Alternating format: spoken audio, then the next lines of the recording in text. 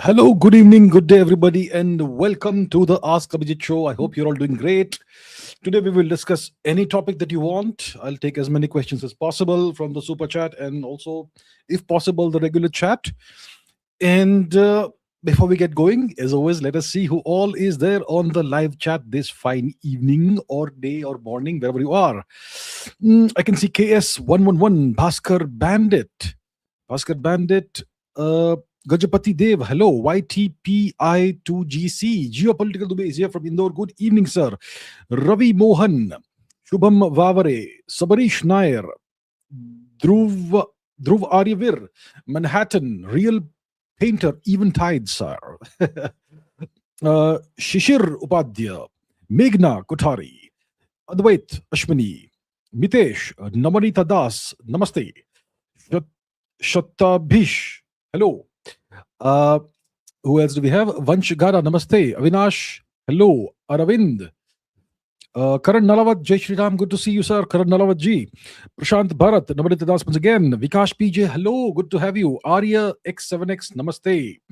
Abhinav Mishra, Prashant Bharat, the Conqueror V. Good evening, sir. Crazy Brain, good to see you. Good to see you. Mac 4, J1U. Lage Raho Online, Har Har Mahadev Ji. I Sagar Dadimani, good to have you, sir. Abhinav Mishra, Vidhi Nair, good. Vidhi Maniar, good to have you, ma'am. Good to see you again. Shubham Vavre, as always, we have Amisha Ji. Always good to have Amisha Ji. Hello, good evening, ma'am. Deba Jyoti Gope, Vikash PJ, Manhattan, Sukun Vachar, hello. Sandesh Nail YT, hello. Sandesh Nale YT, hello, sir. Prashant Bharat, Gatha Saptasati. All right, that's a new avatar that you have, ma'am. Good to have you. Humanity survives. Vanchigada Gahlawat. Here is Narendra from Toronto. Good morning, Narendra from Toronto. Good to have you. Rahul AK, hello. McLevin69, good evening. Good to see you. Minimalist Maverick, once again. Study Vlogs is Dushyant from Jharkhand, India. Chatabish says, cold afternoon here. Well, I wish you warmth. Author Santosh Rana, Zodiac Cycle. Who else do we have? The Conqueror once again. Gautami. Good evening, Gautami Ji. Vitrik Martinez. Hello. Sagar Zadimani, Gajapati Dev, Ashutosh, Kalyan Chakravarti. Hello. Jay Dikshit. Hello. Good to see you. And so many people, so many other people. Nirvana Shanks. Konichiwa-san. Konichiwa. Clash of Clan. Hello. Naman Sood. Abhinav Mishra. Teju Mata. Hello.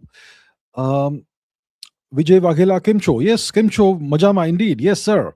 The Sky Prime, Namaskar Ji, Namaskar. Shreyas Mitra is here from Moscow. Vinay Rai from Azamgarh, and everybody else. I won't be able to greet you all individually, all of you, but good to have you, all of you. Thank you so much for being on the live stream. And now let's get going with the questions. What questions do we have for today? Question number 1 is from Mr. Bhaskar Bandit. Privyat, sir. In the past, we discussed poverty glorification in Bharat after 1947, in media, in politics, in cinema. One reason being that being the Nehruvian socialist policies, yes. But was it the same for the USSR, Maoist China, or 1960s Cuba? I can't think of any other nation, great nation, great as in substantial nation, where you've had the glorification of poverty. If you watch the movies of Satyajit Ray, I mean, a lot of people are immediately start going to disagree with me that he's a great guy and great director, one of the greatest of all time. I mean, he got an Oscar and all, and so on. But what I saw, I mean, I saw a few of his movies, at least some parts as a kid, and all I saw was the abject poverty that he would depict in every movie. So that's one example. There's many other Indian filmmakers who depict just abject poverty and just misery in India. And then you have all the Western filmmakers, like, what's that movie? Slumdog Millionaire. And lots of other movies. I remember this movie. I mean, there's this movie. Okay, it's called Out of Africa. It's a 1980s movie. I probably saw it dubbed in French or something. And there's this character in the movie. What was the character's name? So the character is a waiter or a bartender, most likely a waiter. His name is Rajiv. And Rajiv is a waiter. Do you remember who was India's prime minister in the 1980s? It was Rajiv Gandhi. So they created this fictional character in this movie out of Africa, which is based on real story. In this fictional character is a waiter named Rajiv. Who played the waiter? Kabir Bedi. So the West has always sought to, denigrate India, and especially with the glorification of poverty and so on. Today, if you visit India, if you're a foreign tourist, you're gonna visit slums. You're gonna have Indian tour agencies organizing visits to slums. And even if you don't have a visit to a slum, they will try and look out for the patches of poverty and misery in India. They'll go with their cameras and they'll intrude into people's lives and click away, click away, click away.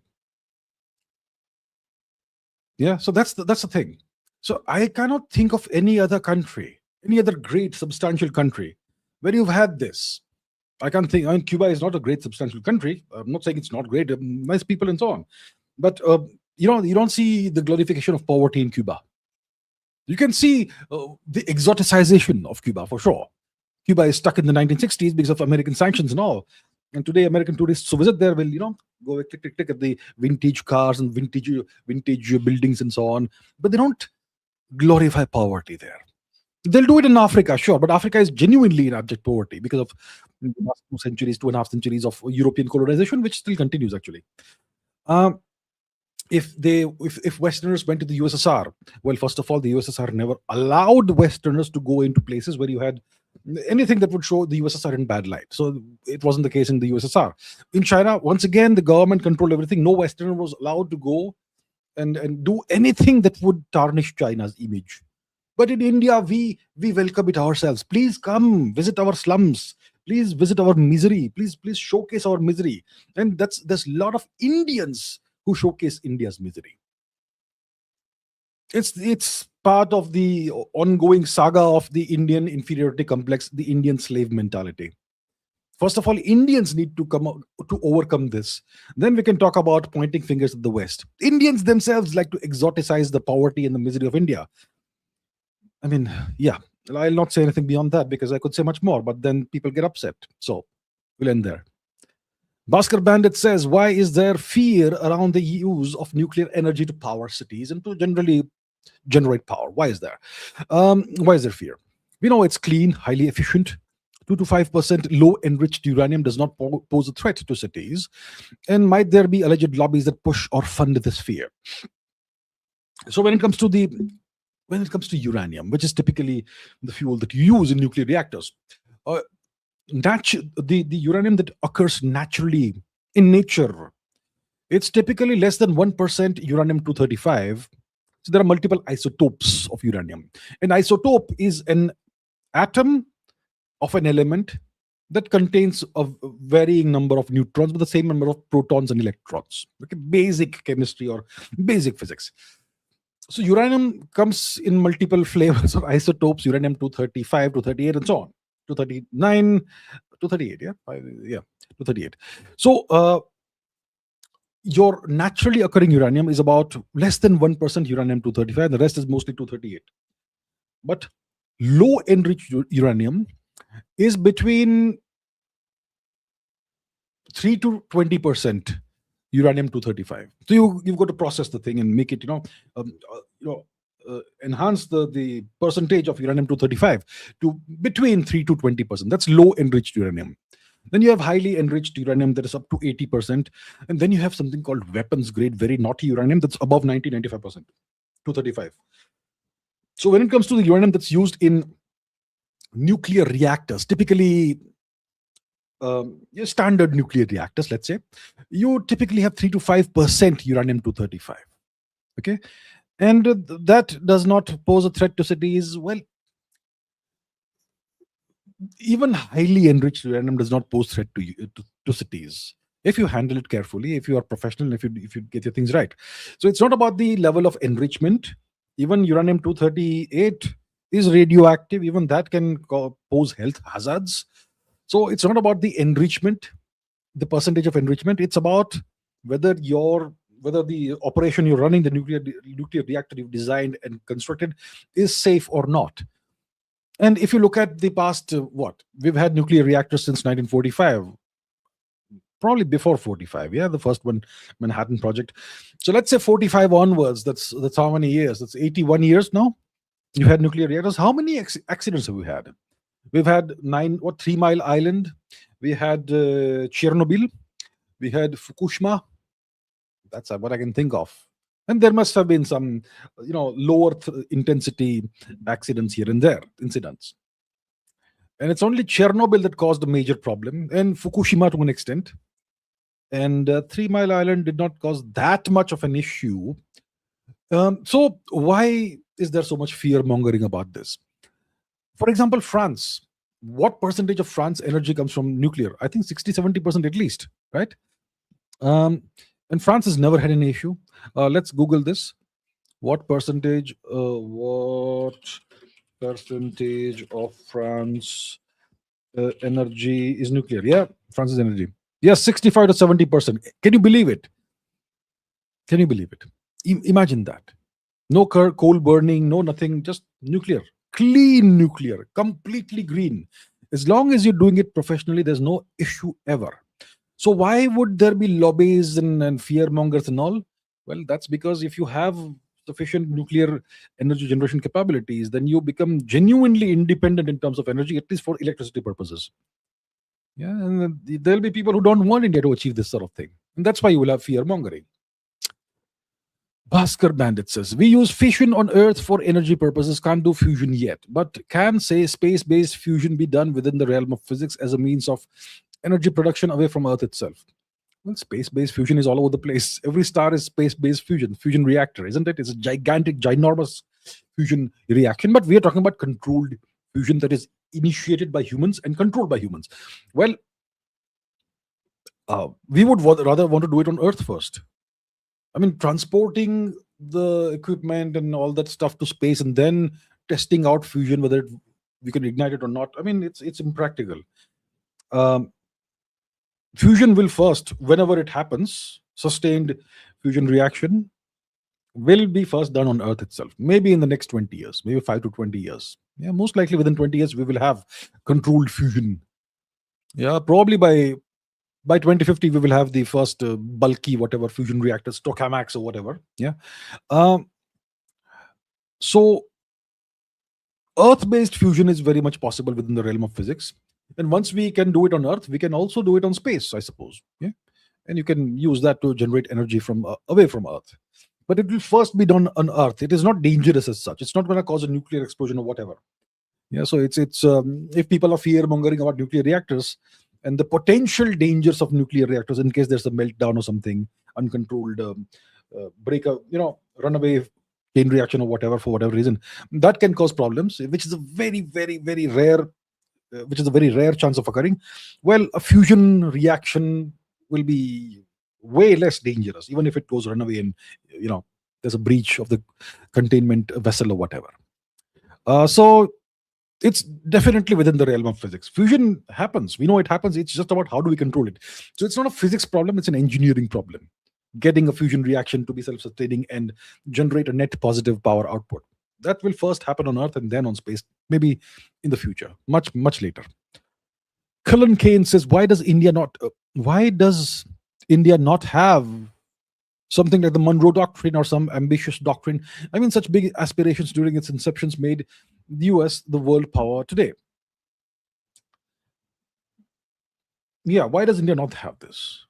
Well, when the US came up with the Monroe Doctrine in 1823, there was no great power in the Western Hemisphere.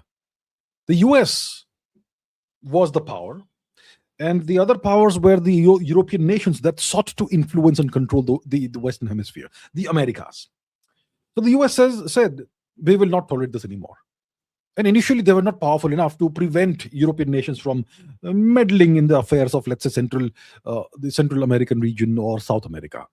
But eventually, they got more and more powerful over the decades. And eventually, they were in a position where nobody would dare interfere in the Western Hemisphere, in the Americas, North America, South America, Central America. So they had the vision in 1823 that one day we will become so powerful, nobody will be able to dare bother us or meddle in the Western Hemisphere. Took them maybe a century to do that, but they started working on it. Now, What would a Monroe Doctrine like thing look for India? We could start with the subcontinent. That nobody will be allowed to interfere in the matters of the subcontinent, whether it's India, Pakistan, Afghanistan, Nepal, Bangladesh, Bhutan, Sri Lanka, Maldives, or Burma. Let's include Burma, for example, even though it's part of Southeast Asia, but hypothetically. So let's say India puts forth this doctrine. Let's call it the Chavda Doctrine. No one's allowed to interfere in the affairs of the subcontinent except for India. So let's say we come up with this doctrine. Today we aren't able to enforce it. Today we aren't able to enforce the Chavda Doctrine because right now in the subcontinent, the most powerful actor is the United States. It's not India. That's a fact. The US is more powerful in our own backyard than us. But let's say this is an aspirational doctrine, that in 10 years' time, we will operationalize this and we will prevent anybody, no matter who it is, from interfering, whether it's the US, whether it's China, or whoever else. Maybe, apart from alien invaders, nobody else would be allowed to do this. So maybe we have something like this, but we haven't enunciated that. Maybe we haven't publicized that. See, when the US put up the Monroe Doctrine, there was no global superpower who could have squashed the US for showing any signs of ambition. There was nobody. So they did. So they did that. Today we have a global superpower that seeks to squash India's ambitions and curtail India's growth. There's a nation, global superpower, who seeks to contain India. And the next 5 years are going to be make or break for India. We are at that position today, my dear friends. By 2030, we will know whether India is going to be a great power or India is going to be once again a vassal like it was for 2.5 centuries during the East India Company days. Next 5 years will decide that. So right now, even if we have an ambition such as the Monroe Doctrine, we're going to keep it very quiet. Okay? Mr. Deng Xiaoping was right when he said, hide your strengths, hide your ambitions, and bide your time. Work. Keep quiet. Keep your heads down. Stop boasting. Don't boast. Don't publicize what your intentions are. Don't publicize your strengths. Just keep quiet and keep working. So I think we may have something like that, or maybe we don't, whatever. I couldn't possibly know. But in case we have it, we'll keep very quiet about it. We will have to keep very quiet about it for the next 5 years at least. Yeah, that's the deal. Now, the common public in India will be very upset. We need strong statements. We need a master stroke. We want to show them what we are and so on. No, take it easy. Take it easy. Be patient. That's my recommendation to everybody. Bhaskar Bandit says, what's the history of Bengal area, pre-British and Islamic occupation? We know Buddhism rose. Well, yeah, it rose. But what else was going on in the past 2000 years here? Gandhar and Pakistan landmass is often discussed, but not this. Bengal. So Bengal is historic Angadesh, Vangadesh, right? Past 2000 years, what did we have? We had the Gauda Kingdom, Gauda Empire. The last great king was Shashank, King Shashank.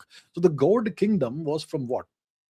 The 4th century to the 8th century, 7th, 8th century, around that time. It was pretty substantial. It included present-day Bengal, which is East and West Bengal both, also parts of Magad, etc. So that is the Gauda Kingdom. The great king was King Shashank, right? How many Bengalis are proud of King Shashank today, I wonder? How many Bengalis remember King Shashank and write about his glories and speak about the great deeds he did? I wonder how many. I wonder why.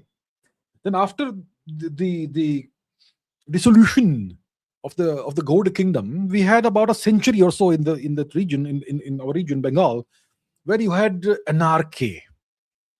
Anarchy.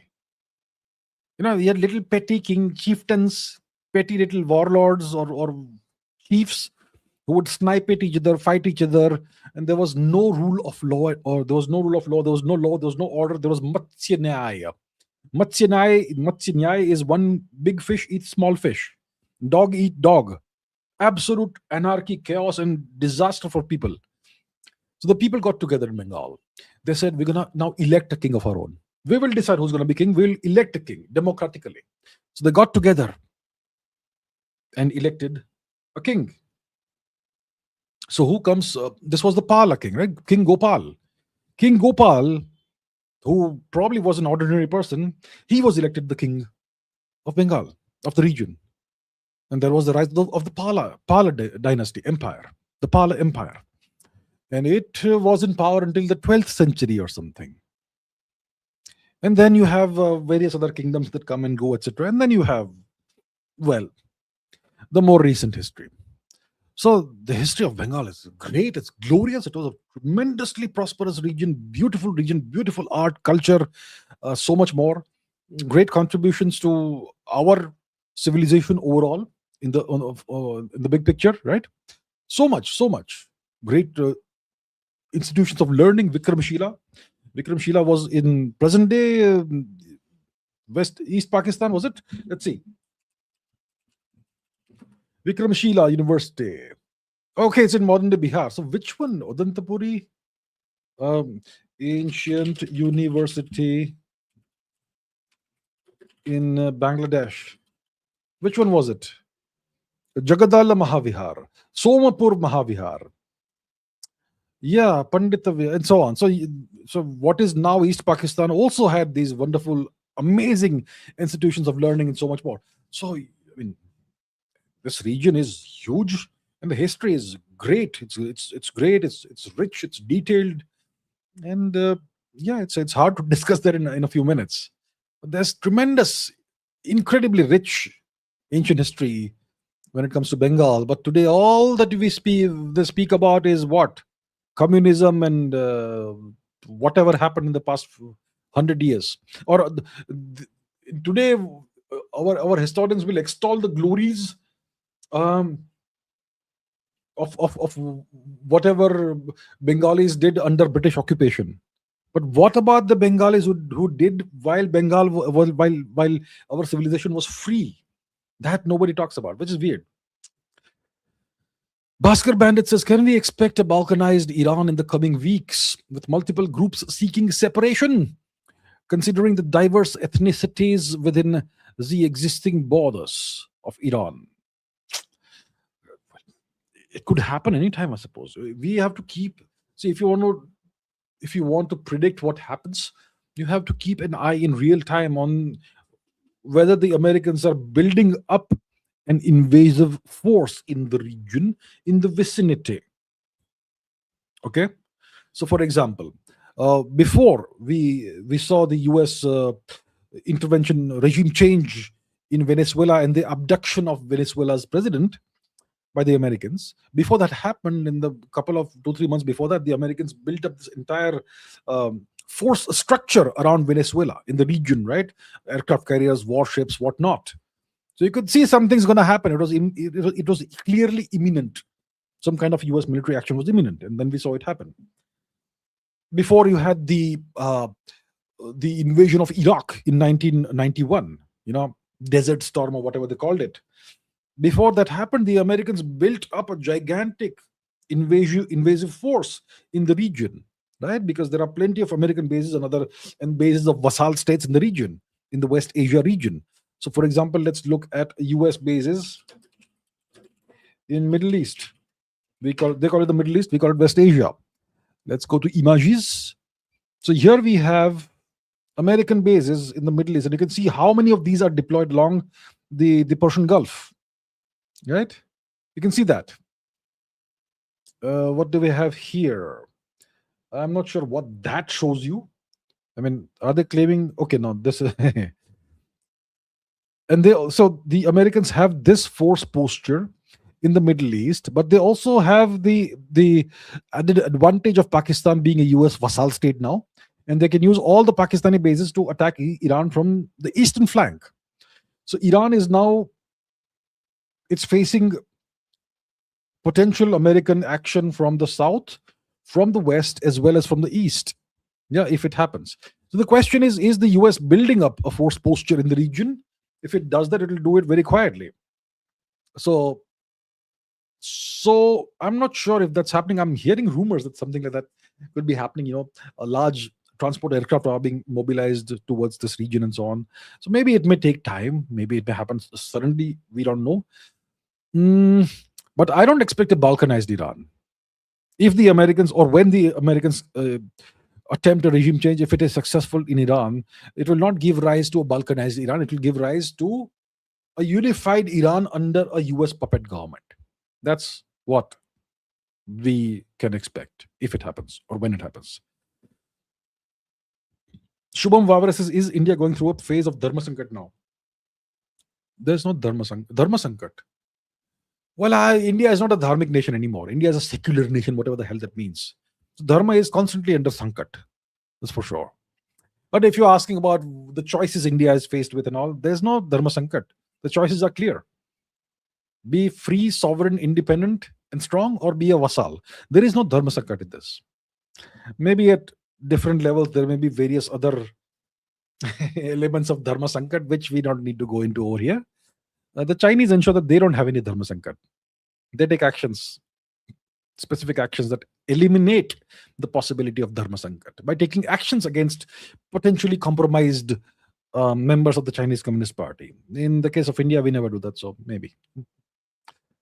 Sabarish Nair says, India walked out of the Indus Water Treaty post Operation Sindoor. Since the US backs Pakistan a lot, why didn't the US sanction India or put pressure on India to release the water? The US doesn't care what happens to the people of Pakistan. That's why. The US has also walked out of treaties unilaterally. Just recently, when Donald Trump was the 45th president, he unilaterally walked out of the JCPOA, the Iran nuclear deal, unilaterally, because he felt like. The Chinese also reasonably recently walked out of their deal with the UK about the status of Hong Kong. Right? They walked out of the deal unilaterally. We don't agree to this anymore because we don't want to. Our choice. So the point is, every nation has the right to walk out of any agreement it has signed if it is no longer in its interests. We are not duty bound to abide by abide by agreements that harm us or are that run counter to our interests. No nation is obligated to put up with agreements that hurt or harm its interests or run counter to its interests, unless that nation is a vassal of somebody's. In that case, you can force that nation at gunpoint to do whatever. But that's not the case for us. And does it, if we walk out of the Indus Water Treaty and start building the infrastructure to divert the waters of these rivers and so on, does it hurt American interests? They don't. No, it doesn't hurt American interests. They can still use Pakistan for all the purposes they need Pakistan for. Maybe it makes Pakistan more eager to serve US interests. Right? It may actually make Pakistan more eager, more amenable to serving American interests against India. So why would the Americans do anything? It's good for them. YT says, I'm from Bangalore. Wherever I see there's US fast food chains all across Bangalore, you may not be wrong at all. Do you think this is a US deep state plan to make Indians unhealthy? Make sure that in the next 10 years there's more unhealthy Indians which can strain the economy? Well, I'm not sure if it's a deep state plan, but yeah, it helps. If India is riddled with American fast food chains that put trans fats in your body and processed foods in your body and God knows what kind of chemicals in your body that make you obese and unhealthy and up the risk of cardiovascular disease and diabetes and obesity and Alzheimer's disease and God knows what else. Why not? It's great for the US, right? I mean, they're doing that to their own citizens, first of all. No question about that. Their citizens are the unhealthiest in the world. And they would like to export that fantastic American culture everywhere else. But a lot of this has to do with the Indian slave mentality. A lot of this has to do with India's mental colonization and the inferiority complex and slave mentality of Indians. I went and ate burger. I eat pizza. Pizza. I ate pizza. I ate burger. I ate Western food. See, I'm so advanced. That's what Indians feel. That if you want to show that you're hip and you're cool, then you must eat Western food. You must eat at expensive fast food restaurants that have American brands on top, on the board. That's what lots of Indians feel. And these foods are very easy to make, right? I mean, they're mass produced like sausages. So that's the deal. So it does. You seeing an increase in Indians being more and more unhealthy because of this. Because we've moved away from our traditional diets, and that applies to everybody actually. So I don't think it's a deep state plan overall, but it does tie in with the interests of the deep state or the United States overall. Ravi Mohan says it turns out that many of our top Bollywood songs are copied from Arabic and Turkish songs, and even some movies without giving credits to the originals. Any thoughts on this practice? I am not aware of Arabic and Turkish songs, but I can show you some examples. Okay, let's Google. You see, one of the greatest Bollywood singers, playback singers of all time, is Kishore Kumar.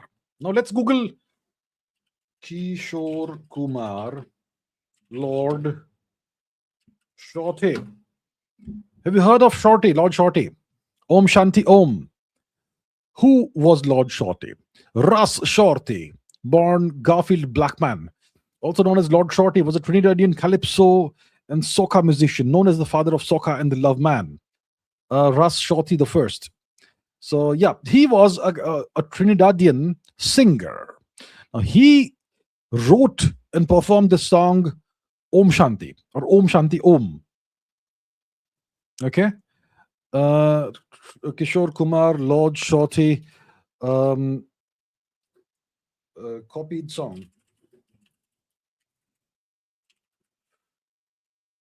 So Kishore Kumar's hit song "Meri Umar Ke Naujawano Om Shanti Om" from the film Cars is known. It's not widely believed. It's known to be stolen from Lord Shorty's 1974 song Shanti Om. Lord Shorty said that he gave Kishore Kumar a copy of his album, and then the Cars music directors, which is Kishore Kumar, stole it. So I believe that this was a Kishore Kumar song, but it turns out that this guy, Lord Shorty, when Kishore Kumar visited the Caribbean, he had gifted a copy of his album to Kishore Kumar. And a few months later, he hears his own song transformed into a Bollywood song, Om Shanti Om, Meri Umar Ke Naujawano, etc., and sung by Kishore Kumar. I mean, imagine the lack of ethics it takes. I was a great admirer of Kishore Kumar until I found this out. That's just one example. Have you heard of Elvis Presley and Margarita? Elvis Presley, Margarita. Well, I would recommend listen to this song. And that will immediately remind you of a very famous Hindi song from, I don't know, 1960s, 1970s. Yeah. Kaun hai jo sapno mein aaye or something. Oh Priya, or Margarita, Oh Priya, that sort of thing. There are so many Bollywood songs that have been lifted just blatantly from Western music, Western songs, I don't know, Arabic, Turkish, whatever. See, after Bollywood became more and more West Asianized or Middle Easternized, that's when Bollywood singers and musicians started copying Arabic and Turkish songs. From the 1970s, 80s onwards, Bollywood became more and more West Asian or Middle Eastern in culture, right? Before that, it was all stealing from the West. And I'm sure after that also. So there's so many examples of these unethical practices in Bollywood. And at that time, India was like North Korea, completely cut off from the rest of the world. So Indians would never know that so-and-so song was stolen from so-and-so place. The rest of the world would know, but Indians would never know. And as long as Indians don't know, these people didn't care. They didn't care that they are denigrating the name and reputation of India globally. They didn't care at all, these people, as long as they made some money from the ticket sales and whatnot in India. And India was completely cut off from the rest of the world. Your news, I mean, you had one television station, Doordarshan, which would transmit 4 hours a day, 2 news sessions, in which all they would say is what minister said what today. Nothing would be reported about what was happening outside the country. So India was closed off, walled garden, just like North Korea, until 1991, 92, or whatever. And that's After 91, 92, that's when people started realizing slowly that all these songs have been copied. So that's really shameful. Yeah. What are my thoughts on this practice? Deplorable, shameful. I lost a lot of respect for people for the great singers like Kishore Kumar and so on, who did such things. Terrible. Okay, Arvind says it's said that the first skyscraper city was built by medieval Yemenite Arabs in the 15th century. Is this really true? Yeah, there's this Manhattan of the Middle East or something it's called, right? I forget the name. Manhattan of Arabia. Shibam, the city of Shibam, Manhattan of the desert. So it's not the 15th century, it's like 12th century or something. This is what these buildings still stand today. They're multi-storied buildings. And as you can see, it looks like some modern day congested city or something, right? But this was built several centuries ago. It's in Yemen, okay, Shibam. And when was this constructed? City was founded in the 3rd century. History, blah blah, culture, threats, geography, climate, influence. Come on, man. When were the buildings built? Not sure. So was this in the 15th century, like you say? Was it before? I am not sure. I think if we go into the details and spend some time reading, we may get some idea. But yeah, so it's the city of Shibam, the town of Shibam. Okay, next, Dhruvariyavir says, I want to have a debate with you on the Aryan migration. All right, sir. Everybody wants to have a debate with me on the Aryan migration. I can't spare the time for everybody. And my views on the Aryan, like you say, migration. So you're a believer in the migration theory. Well, all the best, sir. Good for you. It's fine. If you disagree with me, that's fine. But I will not have the time to have a debate with you, sir. But yeah, I mean, look, if you have very strong opinions about this theory, then maybe you can write about it. Maybe you can make a YouTube video about it, and then we'll see, right? So I can't have a debate with everybody who wants to have a debate with me. I actually don't have debates with anybody.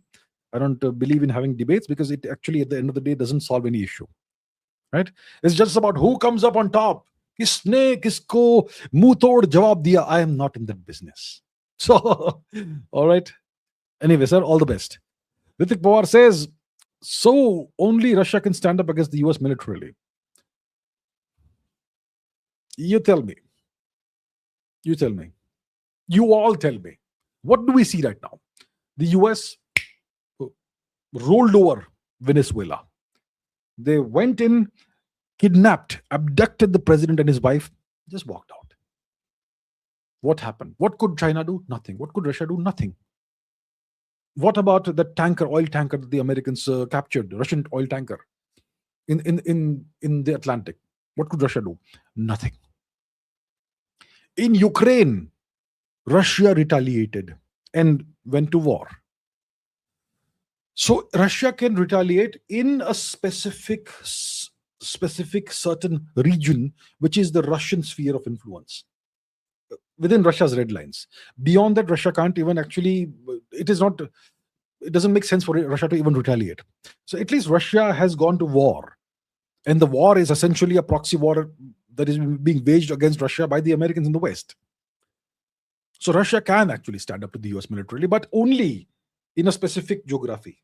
Not in the Atlantic, not in the Pacific, not somewhere else. Only in Russia's vicinity. Russia is a hard retaliator. China prefers to stand behind others and make statements. China prefers to respond economically or put export restrictions on rare earths and so on. Those sort of retaliations, which are also hard retaliations, but not as hard as military retaliation. China dares not go to war with the US because it stands to lose everything. China has built up its economy over decades of tremendous hard work that has to be respected. And China doesn't want that to be wiped out. Even 20% or 10% of that to be wiped out, which would be a huge blow to China. And the US can do that. And the US can't be hit on its home soil. It's too far away. It's too risky. So the Chinese prefer to retaliate through other means, not military means. Only Russia has the has the gall, has the chutzpah, yes, has the chutzpah, has the guts, let's say, to stand up to the US militarily. Nobody else does right now, which is why, like I have correctly said, Russia is way more powerful than China from a hard power perspective. Cullen Kane says technology has advanced, not human nature. Ancient texts show people were as intelligent as we are today, which is why humans keep repeating the same mistakes. Is IG? That's why we should read history. Yeah, we should read history. It makes a lot of sense to read history because that teaches us about human nature. It teaches us what humans did in the past, our ancestors, our forebears did centuries ago, millennia ago. And it shows us they were just like what we are today. We haven't changed. And the cycles of history repeat themselves over and over again. Right? And the people, for example, who wrote the Vedas, I would say were more intelligent than you and me. Okay? To come up with that a priori, originally, to come up with those original thoughts. I mean, imagine the intelligence and the intellect and the insights it takes to do that. So maybe our ancestors were probably, possibly more intelligent than us, way more intelligent than us. Right? So that's why I agree that we should study history to understand these things. That keeps you grounded. Okay. Shatabhish says, can human need to feel appreciated in life be instinctive or a natural brain process or an outcome of external seeding that's being told, taught, upbringing, etc.? The human need to feel appreciated in life, is it something that we are taught or is it something instinctive that's ingrained in us? I think everyone's born with this need to be appreciated in some shape or form.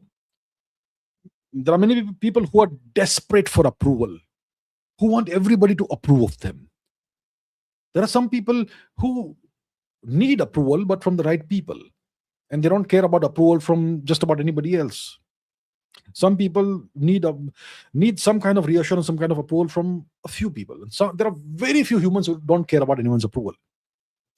So the overwhelming majority of human beings need some kind of approval, at least from some people in their life.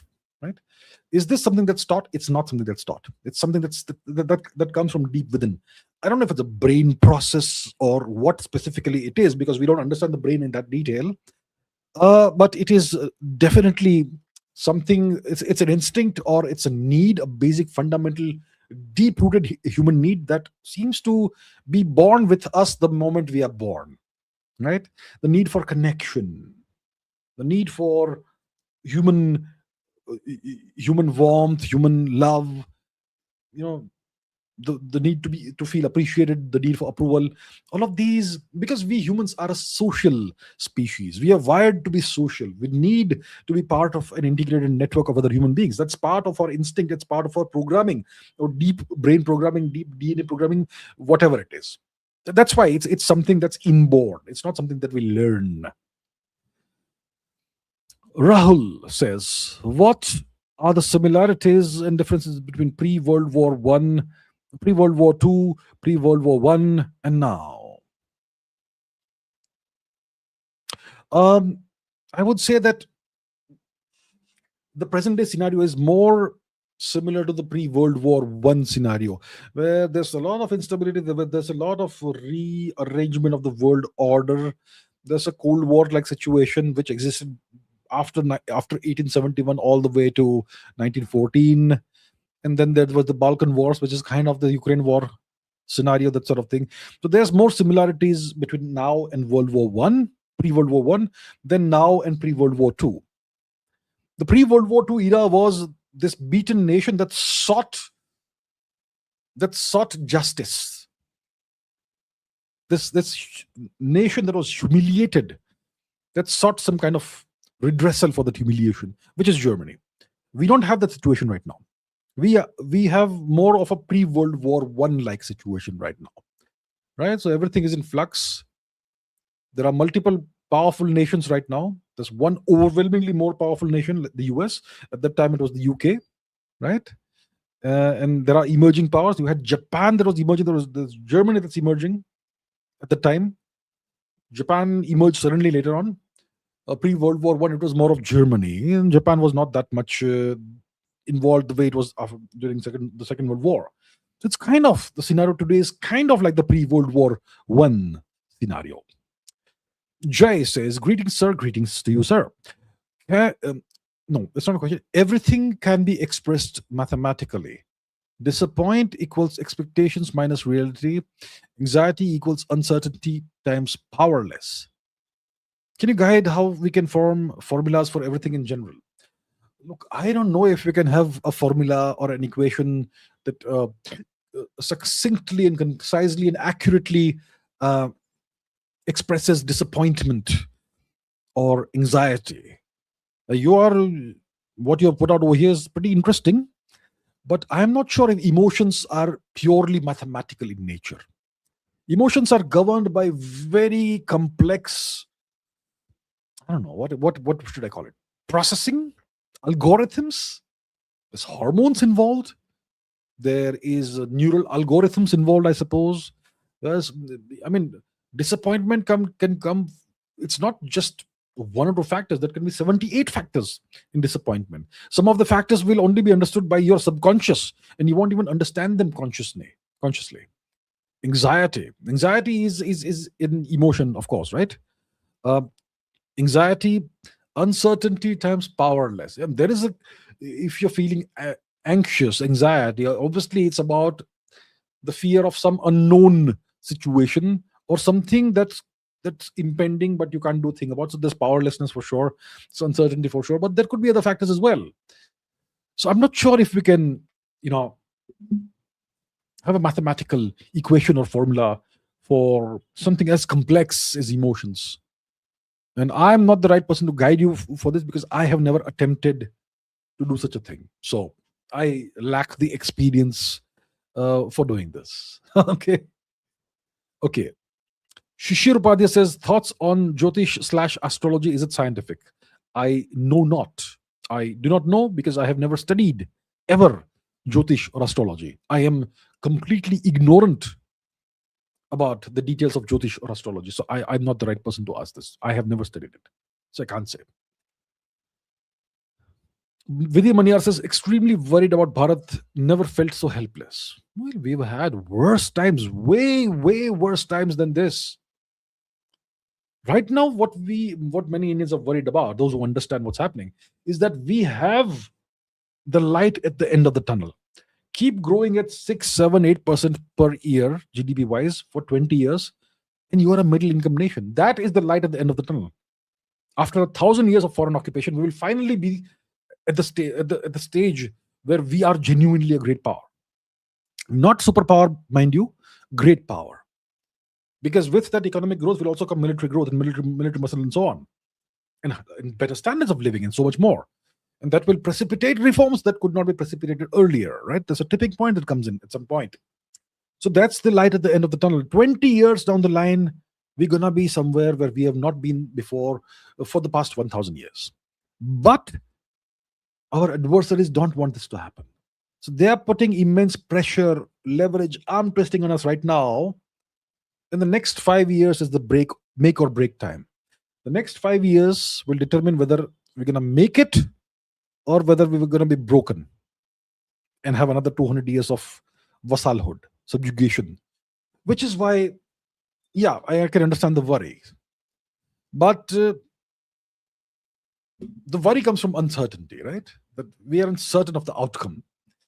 But there have been times where the outcome was known. We were under Turkic occupation for like several centuries, and under British occupation for 2.5 centuries. And things were so dire in those days. It was daily genocide, wasn't it?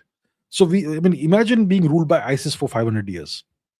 Yeah, many parts of India, more than 500 years. Afghanistan, Gandhar, literally 1,000 years now.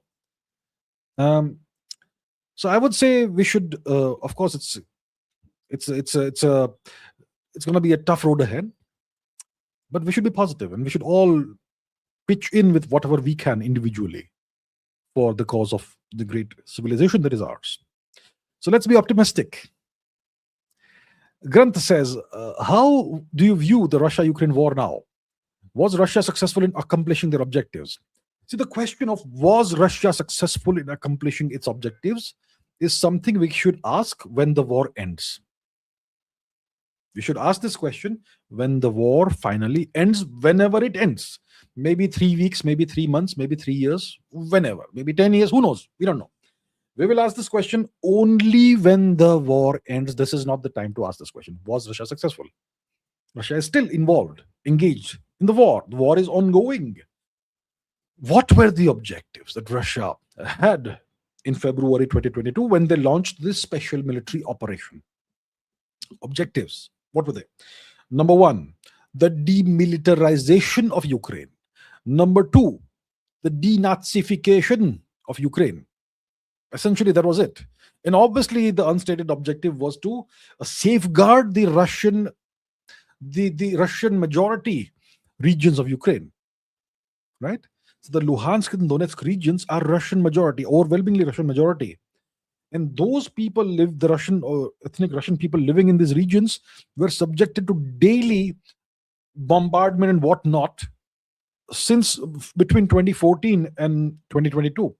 That is something the Western media has never reported. So the Russians wanted to reabsorb those territories into Russia, and that's been achieved mostly. So that part has been achieved. Now, the Ukraine has not been demilitarized. It has not been denazified, right? So that's not happened yet. So those objectives are still, I suppose, a work in process. And obviously, another objective would be regime change in Kiev. That's also not been achieved yet. And the long-term objective is that Ukraine should never, in the future, be in a position where it can be used by the West as a tool to threaten Russia, the way the West uses Pakistan to threaten India, that sort of thing. So that is still going on. So it's too early to say whether Russia has been successful or not. But thus far, it has had partial success. It's not fully successful at this point in time. Vidya Manyar says, is Iran protest too US deep state sponsored? I think some of it is organic. I'm sure the people of Iran don't identify with the government that I am sure that all of the people of Iran don't identify with the government that rules them, the regime, right? Many people seek democracy. Many people seek an end to Sharia law, I suppose. Many people in Iran, maybe a significant percentage of the people of Iran, maybe they don't want Islamic law, Islamic rule, whatever. Many people may want to practice a different religion, potentially, right? So it's I would say there is a significant element of organicity, or of organic behavior in the protest, and that obviously is great for a nation that seeks a regime change in Iran. So they can portray their support. They can portray their efforts to change the regime in Tehran as support for democracy and the aspirations of the people of Iran. So there's obviously going to be an element of US or Israeli involvement in this, but there's also going to be a significant element of support on the ground for a change in the regime in Tehran. Right. Pratardana says, looks like our defense deals are not necessities, but just carrots to pacify and get trade deals with other countries, especially US, France, Germany. I'm not sure what exactly you are pointing towards. You're clearly pointing towards something. Is it the I'm not sure. Something's happened recently. There's been some controversy. I've not looked into it. Yeah, but yeah. Look, there's always an element of give and take. We'll do this, you do that for us. We want a favorable trade deal, we'll throw in this for you, that sort of thing. So that is something that makes sense, but that should not happen at the expense of indigenous capabilities.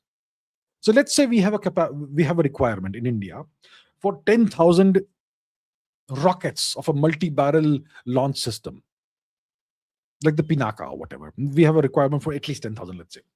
And we decide to buy something similar from another country X, maybe 500 units. So if we do that, it should not mean that we stop producing the Pinaka system at home, right? So as long as we buy that, but we don't stop the production of the Pinaka system at home, it's fine. It's like a sweetener thrown in towards a deal. But if we are buying that small number of things and stopping the production at home of a high quality indigenous system, that's a huge problem. Is that the case? I'm not sure about that. So sometimes we have to throw in some sweeteners to get a trade deal, and that is the name of the game. That's part of the rules of the game. You have to throw in the sweetener sometimes, and that's fine. There's nothing wrong with that, as long as it doesn't affect our indigenous defense production manufacturing capabilities. Anirudh Kumar says, what can we do to contain the US and its global dominance? Zero at this point in time. Absolutely big fat zero. K23 says, how was the UK so good at plane building during the Second World War? Spitfire, a legendary fighter plane, the Spitfire, outstanding fighter plane for its time, the 1940s. The Mosquito, the Lancasters were bombers, right? Yeah. Can India ever achieve this level of air superiority with the domestic Indian tech? Of course we can. You need political will. You need investment. I mean, substantial investment in the sector. Yeah. And you need a reformation of the education system, which I will not harp on about again, because I do that in every single episode. We need to reform the goddamned Indian education system, which is rotten to the core. Third-rate, mediocre, rotten education system. We need to reform it. We need to get rid of all the rot from it.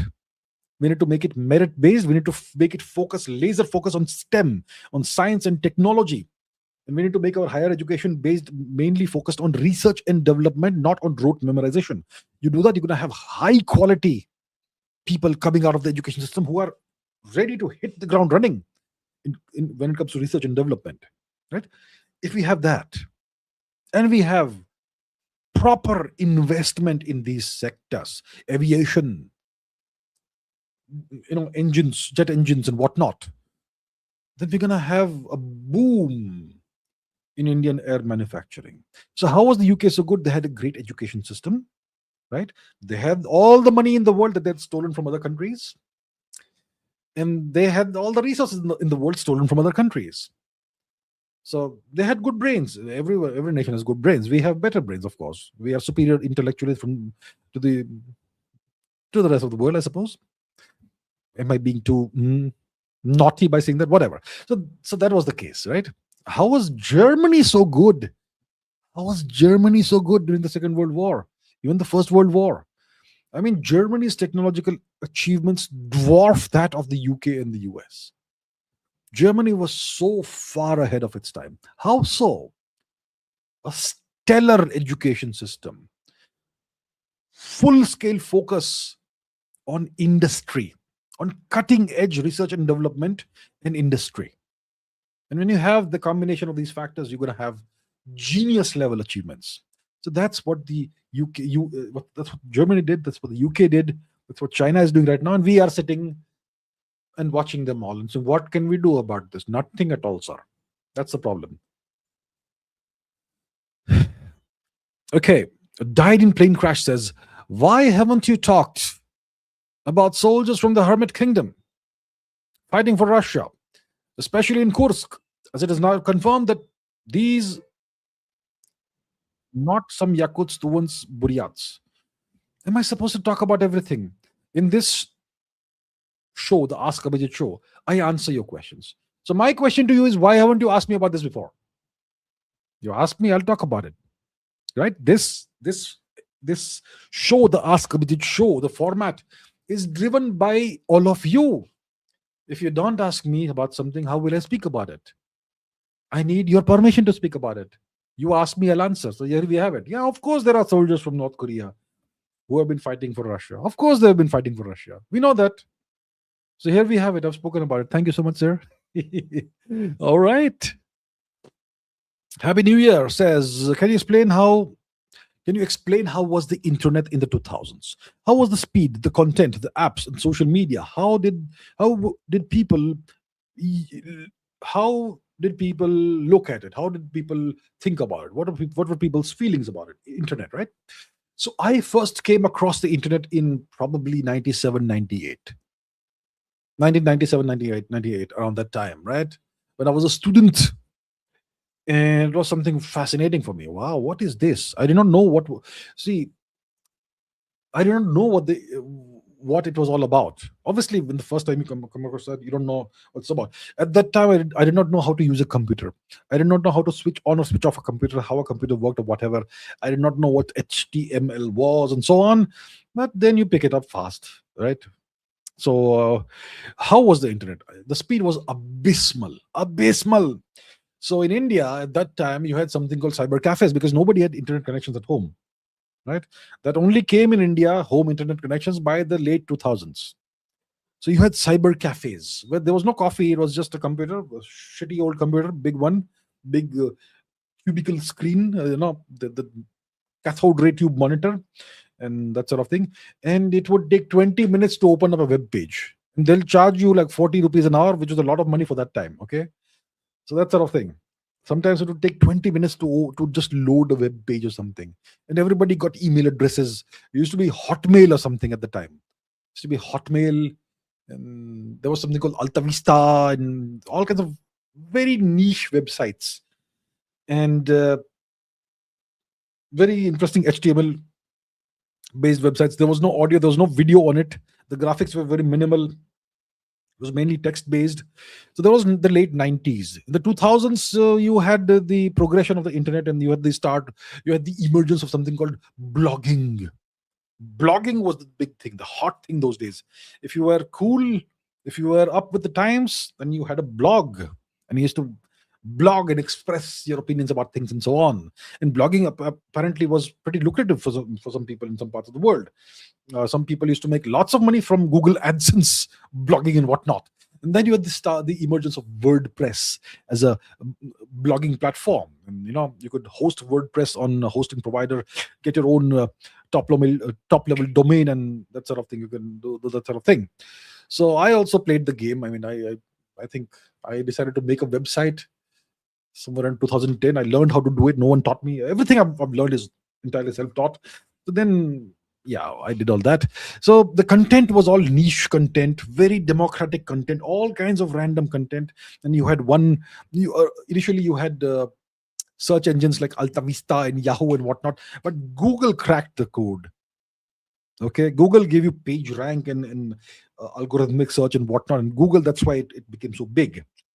And then it came up with Gmail and whatnot. There were no apps on the internet in the 2000s or the 1990s. Apps are a very new thing. It was just websites, HTTP semicolon / whatever .com. It was generally .coms. Then you had .nets and .orgs that came in, and today you have all kinds of TLDs, right? Social media. What kind of social media did you have? You had Facebook. There was MySpace, I believe. I never used MySpace. I suppose I have a Facebook account lying somewhere. So it all started with MySpace and Facebook, and then you had Twitter coming in the late 2000s, and then over time you had other social media coming in. So that's kind of how it was, and things evolved over time. Web 2.0 people used to talk about in the early 2010s and so on and so forth. Yeah. Rajat says, in the history of Bengal, Netaji and Vivekananda was great. All right, sir. What about King Shashank? Wasn't King Shashank great?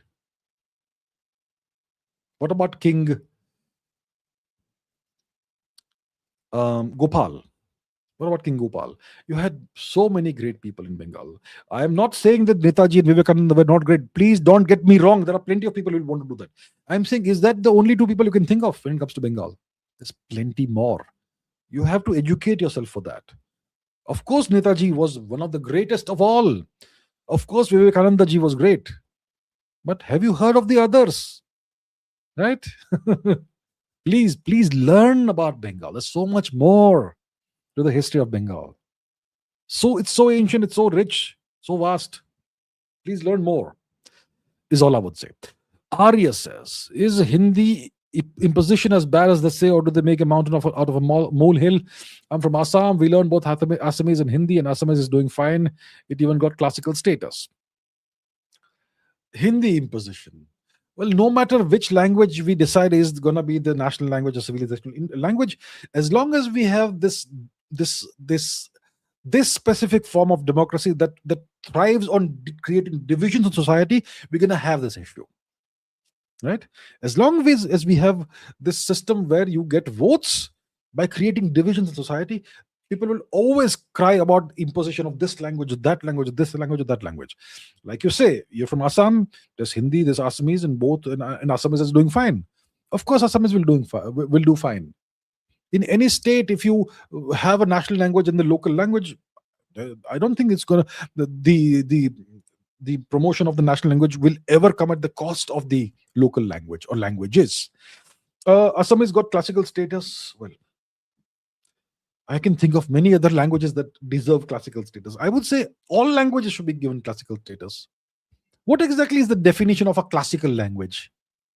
What exactly is classical dance and and quantum dance then? In physics, you have classical and quantum. So which are the quantum languages? And which are the quantum dances, I wonder? Yeah, so anyway, I'm so glad that Assamese has got classical status. It's a great language, fantastic language with such ancient roots. But all our languages have great ancient roots. I would say make all languages classical, all of them, with the exception. Well, okay. Let's not get into controversy, shall we? We have enough of this. All right. Happy New Year says almost all the animals we domesticated are social animals. I think the only exception are cats. How did we domesticate them? I think it's the cats that domesticated us.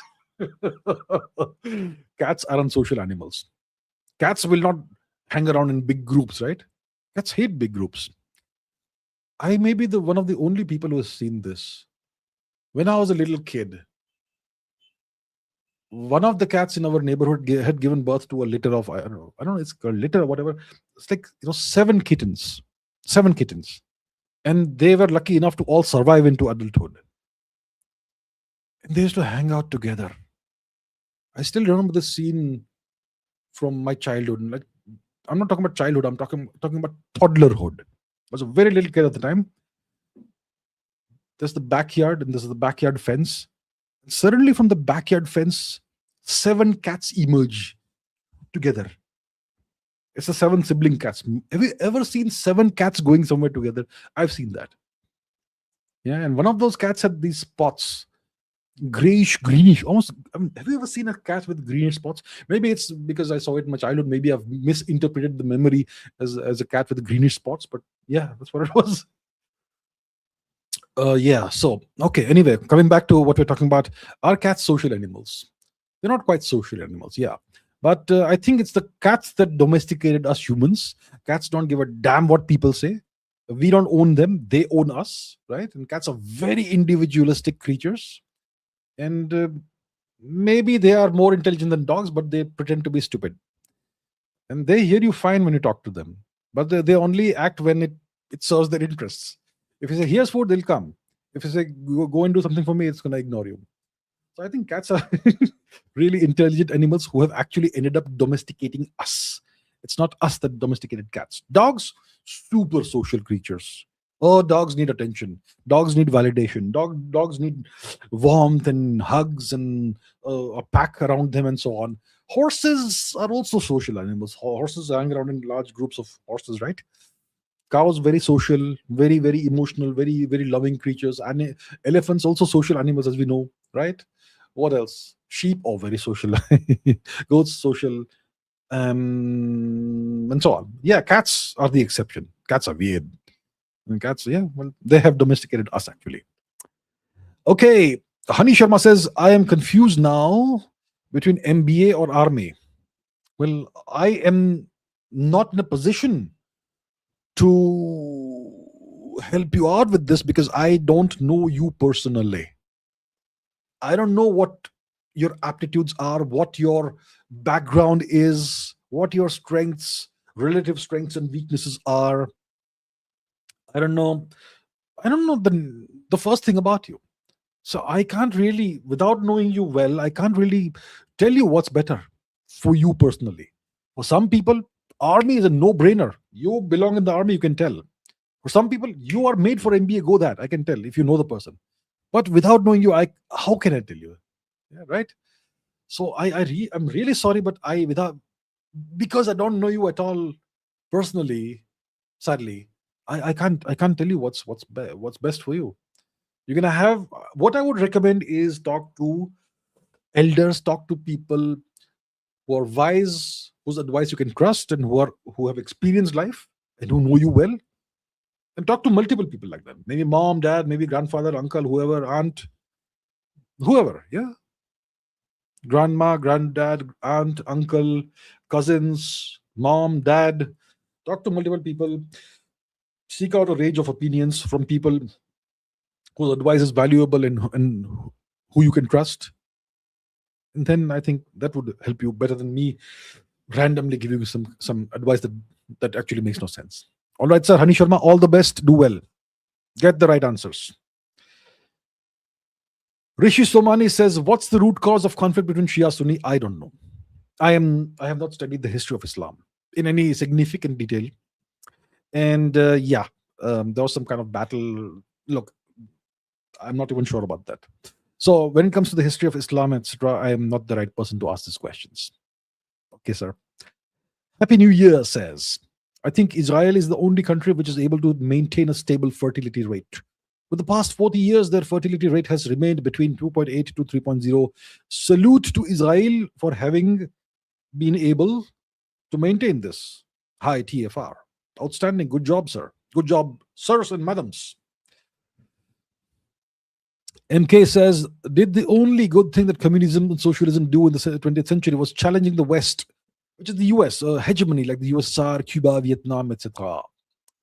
Well, there's very few good things that communism has given the world. And socialism, well, socialism is another form, you could say. It's along the same lines as communism, but somewhat different. So is standing up to the West the only good thing it did? I think it's not because of communism as such.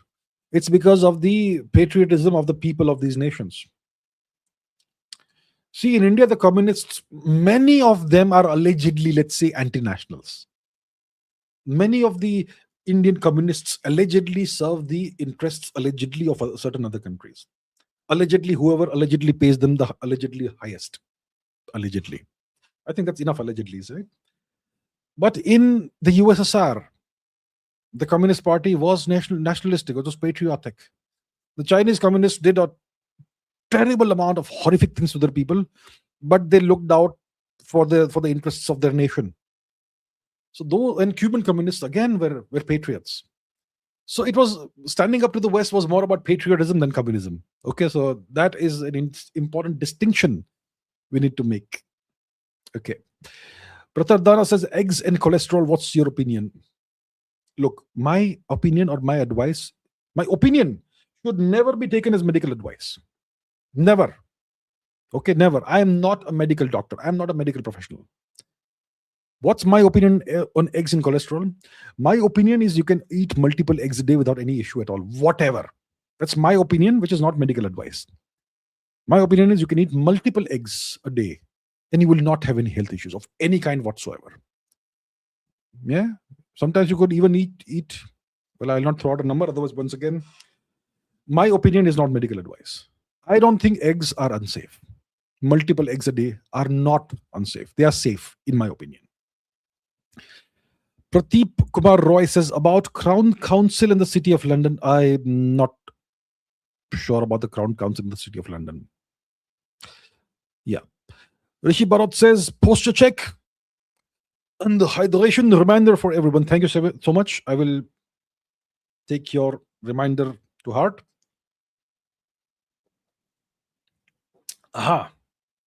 Thank you. Thank you, sir. Pradeep Kumar Roy says, future of Indians in Europe and America. Future of Indians. Well, those who have become citizens, their descendants will continue to live there. Eventually, they will assimilate in some shape of, I would say, not just culturally, but genetically also. I'm talking about the next 100 to 200 years. Future of Indians next 2 years, 5 years, 10 years. They'll face some issues. Yeah, there's gonna be a lot of racism against them until India becomes a 10-15 trillion dollar economy. By which time they will be given some kind of grudging respect, I suppose. All right. Thunderbolt says, why was Socrates forced to drink the hemlock? because he was very naughty, I suppose. Why was Socrates forced to drink the hemlock? Because look, I don't remember the exact details of the story, but he was not popular among the elite of Athens. Was it some disagreement, and they decided he had to be killed? I don't remember the specific details. I last read this like 25 years ago. I don't remember the details. There's something that they didn't like about him, and that's why they said you must drink this. Yes, they give you the choice: honorable exit or dishonorable exit. So he chose the honorable exit. Do it, but do it yourself. Okay. Rajat says, does Hawking radiation emit information trapped in a black hole? No, Hawking radiation is purely democratic in nature, and I'm not joking here. Hawking radiation is black body radiation. It has a black body spectrum. It is entirely random in nature. So it's not emitting information that's trapped in the black hole. Right? A black hole, we don't know what happens to the information. That's the paradox, isn't it? A black hole only has a black hole's properties can be characterized by just three parameters: mass, charge, angular momentum. Whatever else went into the black hole information, we don't quite know what happens to it. Maybe it gets scrambled and it's represented in some way on the horizon, the holographic principle. And black holes have temperature, because thermodynamics of black holes, entropy and temperature. The entropy of the black hole is proportional to its surface area, and there's a temperature, and the temperature causes the black hole to emit radiation in the form of Hawking radiation. And this Hawking radiation has a black body spectrum. It's entirely random in nature. It's like a random number generator purely, and it doesn't encode the information that is potentially that is definitely trapped inside a black hole. Which, whether it's trapped or not, we don't know, but it does go inside. But does it come out? We're not quite sure. Pradeep Kumar Roy says, I saw somewhere a Pakistani commented that there are no mentions of elephants in the Rig Veda, which proves that Rig Vedic people came from outside. Okay. I've not seen what this Pakistani person says. Do I know about whether the Rig Veda has mentions of elephants? I am not sure, but the absence of evidence is not the evidence of absence. This is a basic principle in not science, not merely science, but in just logic. The absence of evidence is not the evidence of absence. Just because a certain animal is not mentioned in a book doesn't mean that this book was not written in that country or in that land. Come on, I mean, what sort of argument is this? What is this? I don't understand. Yes, come on. Okay, Anika says, I am worried about India's overpopulation and what they're going to suffer because of it. Wish India's leaders were stronger in the past, have suffered enough. Overpopulation. Yeah, overpopulation is a big issue in India. See, historically, until 1947, in 1947, the population of undivided India was about 330 million, give or take. Yeah.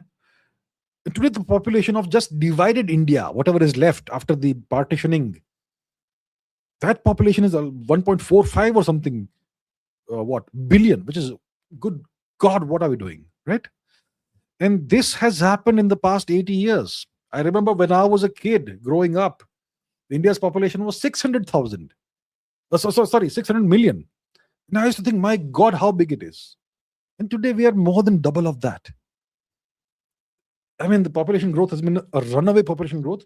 Now India's TFR has come below 2.1. It's about 2.0, maybe 1.9 sometime in the future, which means that India's population starts decreasing. Now, if we keep bringing the TFR, total fertility rate, down, there's going to be a significant and rapid collapse of the growth rate of population. Right? The population is going to start decreasing. But collapsing TFR also causes the rapid aging of the population. The median age starts increasing very rapidly. And that's a disaster for a nation. That's what China is going through. That's what Japan is going through, even worse. So you are right to worry about, to be concerned about India's overpopulation, because it imposes such a big strain on the resources of the nation, right? So the population does indeed need to be brought down to the pre-partition levels of 350, 330 million or something, right? But it can't happen over the next 10 years, 20 years, which will require unthinkable drastic measures. It needs to happen over the next 200 years. Slow, gradual decline of population. Otherwise, you're going to have a situation where the average person is 60 years old, 65 years old. That's a disaster for a country. So you're right. You're right that India, we would wish that Indians were better in the past. India's, yeah, definitely suffered enough and so on, but we are where we are. One could wish that one did not have to live in such times, but all we can do is decide what to do with the time that has been given to us, like Gandalf would say. Okay. B. Mandav says, "Sir, resigned from government job because I didn't like it. Now what to do?" Okay, you have resigned from a government job because you do not like it. Now what should I do? What should you do? Well, you see, ideally, I would say this is all in the past now. But ideally, before you take some action, you should have some plan A, plan B, plan C. That I'm going to do this. I don't like this job, so I'm going to leave it. But before I leave the job, I should first determine what is my best course of action post resignation. That's plan A. If plan A doesn't work, what should be my plan B? Otherwise, what should be my plan C? That's what you should do before you leave a job. But you have left the job. Now, what should you do? Well, I can perhaps answer the question if I know you. But I don't know you, sir, personally. I don't know what your background is. I don't know what your age is. I don't know what your skill set is. I don't know what your aptitudes are. I don't know what your relative strengths and weaknesses are. So without this information, I can't even begin to tell you what you should do now. So what I would say is the first immediate thing you need to do immediately, or as soon as it is possible, is to get yourself a source of income, right? So get yourself a source of income, which could be a job, or maybe you have a business or whatever. Get yourself a source of income, a stable, reliable source of income. That's the first thing you do. Once you have that, you have some breathing space, and then you can decide, now what should I do with the rest of my life? Should I start a business? Should I become an entrepreneur? Should I take up some other job somewhere? Or whatever it is, right? So the first thing I would say, because I don't know you at all, is get yourself a stable, reliable source of income. First thing, and then decide what to do with the rest of your life. All right, sir. All the best. All the best, sir. We wish you the best. Fast Snail says, India leading BRICS this year. How to maximize opportunities, opposition, opportunities. India is leading BRICS this year. In what way are we leading BRICS? Is it in terms of economic growth? Is it in terms of India has decided that we will be the leader? I'm not sure what you're saying. India leading BRICS this year. Let me try and Google what this could potentially mean. India leading BRICS. What is that? Okay, India assumes BRICS chairmanship and will host the 18th. Whoops, what is this? BRICS summit in 2026. Okay. Brazil has formally handed over the BRICS presidency to India for 2026. It's a revolving presidency. It's a revolving presidency. So India is going to assume the chairmanship of BRICS this year. It's a revolving presidency. It's not like we are the leader of BRICS. We are the nominal chairman of BRICS this year. How to maximize opportunities? We were the leaders, along the same lines, if you want to argue, we were the leaders of the G20 in 2023 because we had the chairmanship of whatever of G20. Does it mean that we were actually leading the G20? No. The only leader of the G20 is the US, based on its size and strength and all that. A nominal hat that you wear of president for 1 year, that doesn't make you the leader. It's a ceremonial role. So chairmanship of BRICS is a ceremonial role. It's not a leadership. It's not a leadership. Leadership means you are actually the strongest in the pack, which we are not. So as chairman, we will. That doesn't really matter. Pradeep Kumar Roy says that this Pakistani guy also wrote that the ancient Brahmins were ancient Jews. They came to India and built Brahma temple in Pushkar in the name of Abraham. Okay, fantastic. Jews know this, he said. Buddha and Pali are OGs. I got confused. Why are you confused? Why are you confused? Why? This is this is absolute nonsense. India's civilization predates the Jewish people by thousands of years. Pakistanis have this guilt. Pakistanis have this inferiority complex because their ancestors were forcibly converted. So they seek to denigrate the culture and religion of their ancestors. All converts do this. Why do we have to get confused by what nonsense these people spew? Why do we even pay attention to something a Pakistani is saying about the religion his ancestors were made to leave? Ignore these people. The MK says, did the US become a superpower on a platter by exploiting Britain's near collapse under Nazi attack to extract its global assets and imperial influence? Absolutely not. Absolutely not. The US became a superpower by working on it. The first thing that they did was to conquer an entire continent-sized nation, from East Coast all the way to the West Coast, from the Atlantic to the Pacific. It's a gigantic landmass they conquered by exterminating the natives and subjugating those that remained. And then they built a gigantic industrial capacity. And they built the ability to extract resources, mineral resources and other resources from the land. Then they built a navy and a military, a massive navy, massive military. And that's what gave them the ability to exploit the collapse of Britain. But by that time, they were way more powerful than Britain. Right? So it's not like they became a superpower on a platter because they exploited somebody's misfortune. No, they built themselves up into a behemoth, which gave them the ability to finally exploit other people's misfortunes. Right? Okay. S. Morgan says, I would like your views on the type of government portrayed in Robert Heinlein's Starship Troopers, the book, not the movie. If you have not read it, I highly recommend it. This is one science fiction movie I have not read. Book I have not read. I have it somewhere, but I haven't gotten around to reading it. It's one of the books I missed reading during my childhood. I have it, but I haven't started it, and I haven't watched the movie. I've seen some snippets of the movie, which is kind of funny, but I know the book is a classic, an all-time classic. It's a military classic, but I haven't read it yet, so I won't be able to answer your question. I can't venture a guess without reading it. So yeah, you highly recommend it, and I agree with you, and I will read it. It's a good reminder for me to maybe pick it up on my next trip somewhere. I have a next trip coming up very soon, so maybe I'll pick up that book on the way, on my trip, if I can find the time to read it. All right. R. Rarun Rajar says, okay, R says, does Starlink even need permission?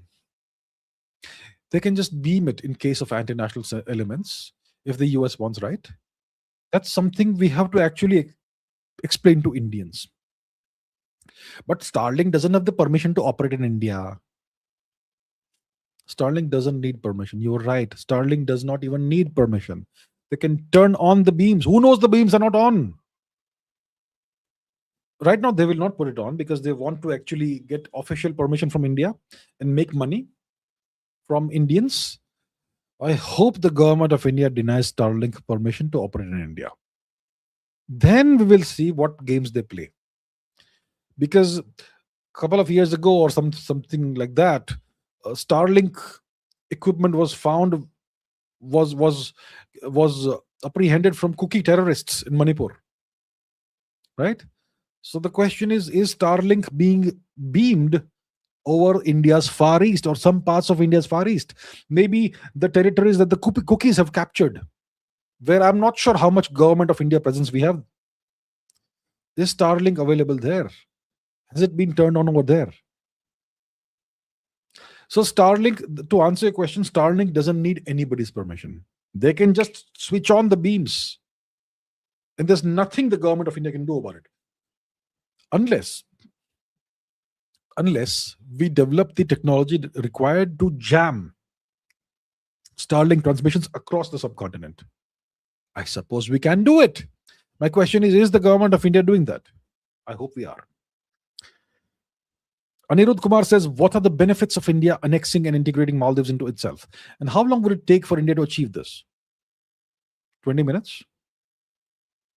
It would take India about 20 minutes to annex Maldives and integrate them. But what are the benefits?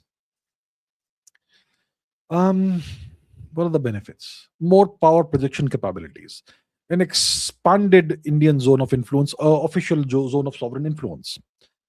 Right now, what are the drawbacks? You take over a country like that, the Americans will impose 3 million sanctions on you. They're just waiting for an excuse, the Americans, right?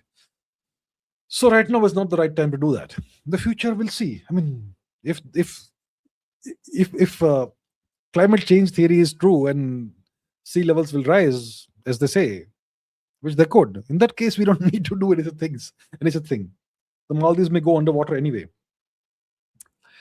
Died in plane crash says, some US military veterans say that Russian military is more capable than it was before the war, even calling Ukraine war as Russia's real-time military education. Is Russia's military more capable than it was in February 2022? It is. It is. They've learned, so like you say, this is real-time military education. They're having to learn on the fly in the middle of battle, right? They are forced to adapt on the run. Battle tactics are evolving every day. It's the first time you had large scale use of drones in warfare. And then both sides had to come up with very rapid innovations to neutralize drone warfare. Like coming up with these ugly cages on top of tanks, which look horribly ugly, but they're effective. The drone can't hit the tank. It'll explode a meter or two above the tank, and it's enough. It's enough. It'll ensure that the tank survives. Then what about anti-personnel drones? You can put up nets over your trenches or whatever, and the anti-personnel drones can't get through. Just a simple net, a fishing net kind of thing. There is that. And then there's, hypersonic weapons and all kinds of tactics and counter tactics and technologies that are being used now. Loitering drones, kamikaze drones, anti-personnel drones, various kinds of mines and whatnot. All of these tactics are evolving in real time. And the whole world is watching. And it's pretty clear that India has learned many of the lessons of the Ukraine war, which was very apparent during the Operation Sindoor event. The 3-day aerial war with Pakistan, against Pakistan. And Russia's economy has done well. It's actually grown. GDP has grown. And the Russian military industrial complex is now churning out whatever the Russian military needs in big numbers.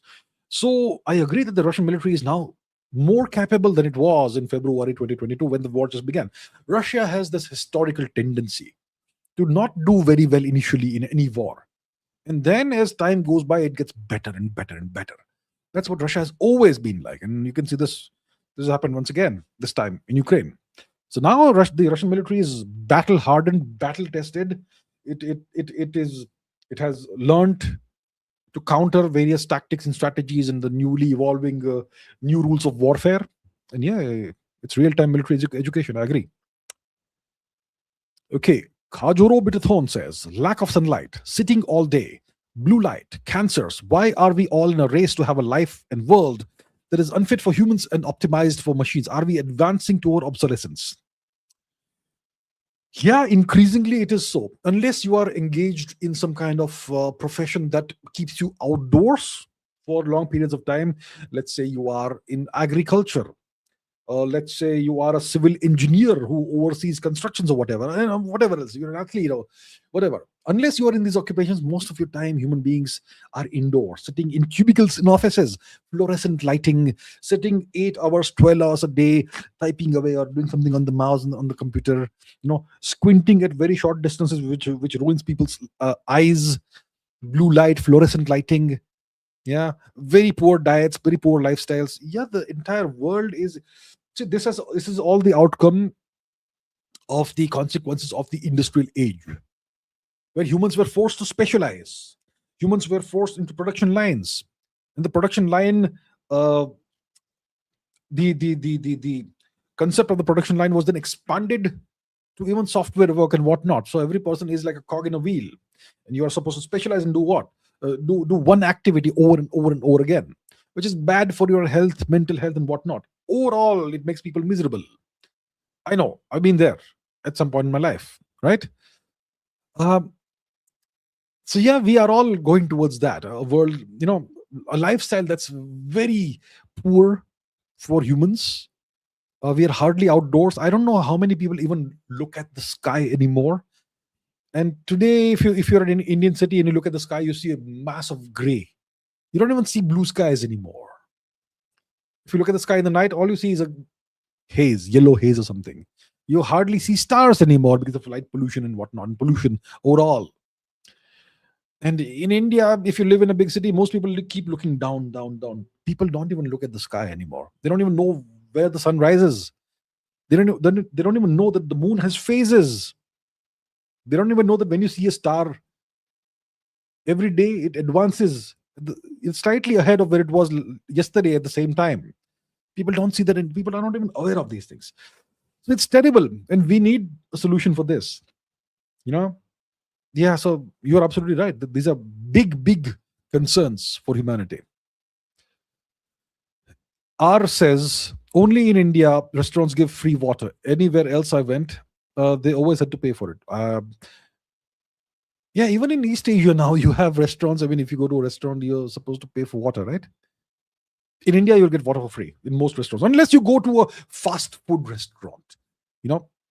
Fast food restaurant, Western, with a Western brand on it. In that case, you have to pay for everything. If you're in an airport, if you want water, you have to pay for a little plastic bottle of bottled water. Yeah, but in India, in other parts of India, even in big cities, if you go to Indian restaurants, which are you will get free water.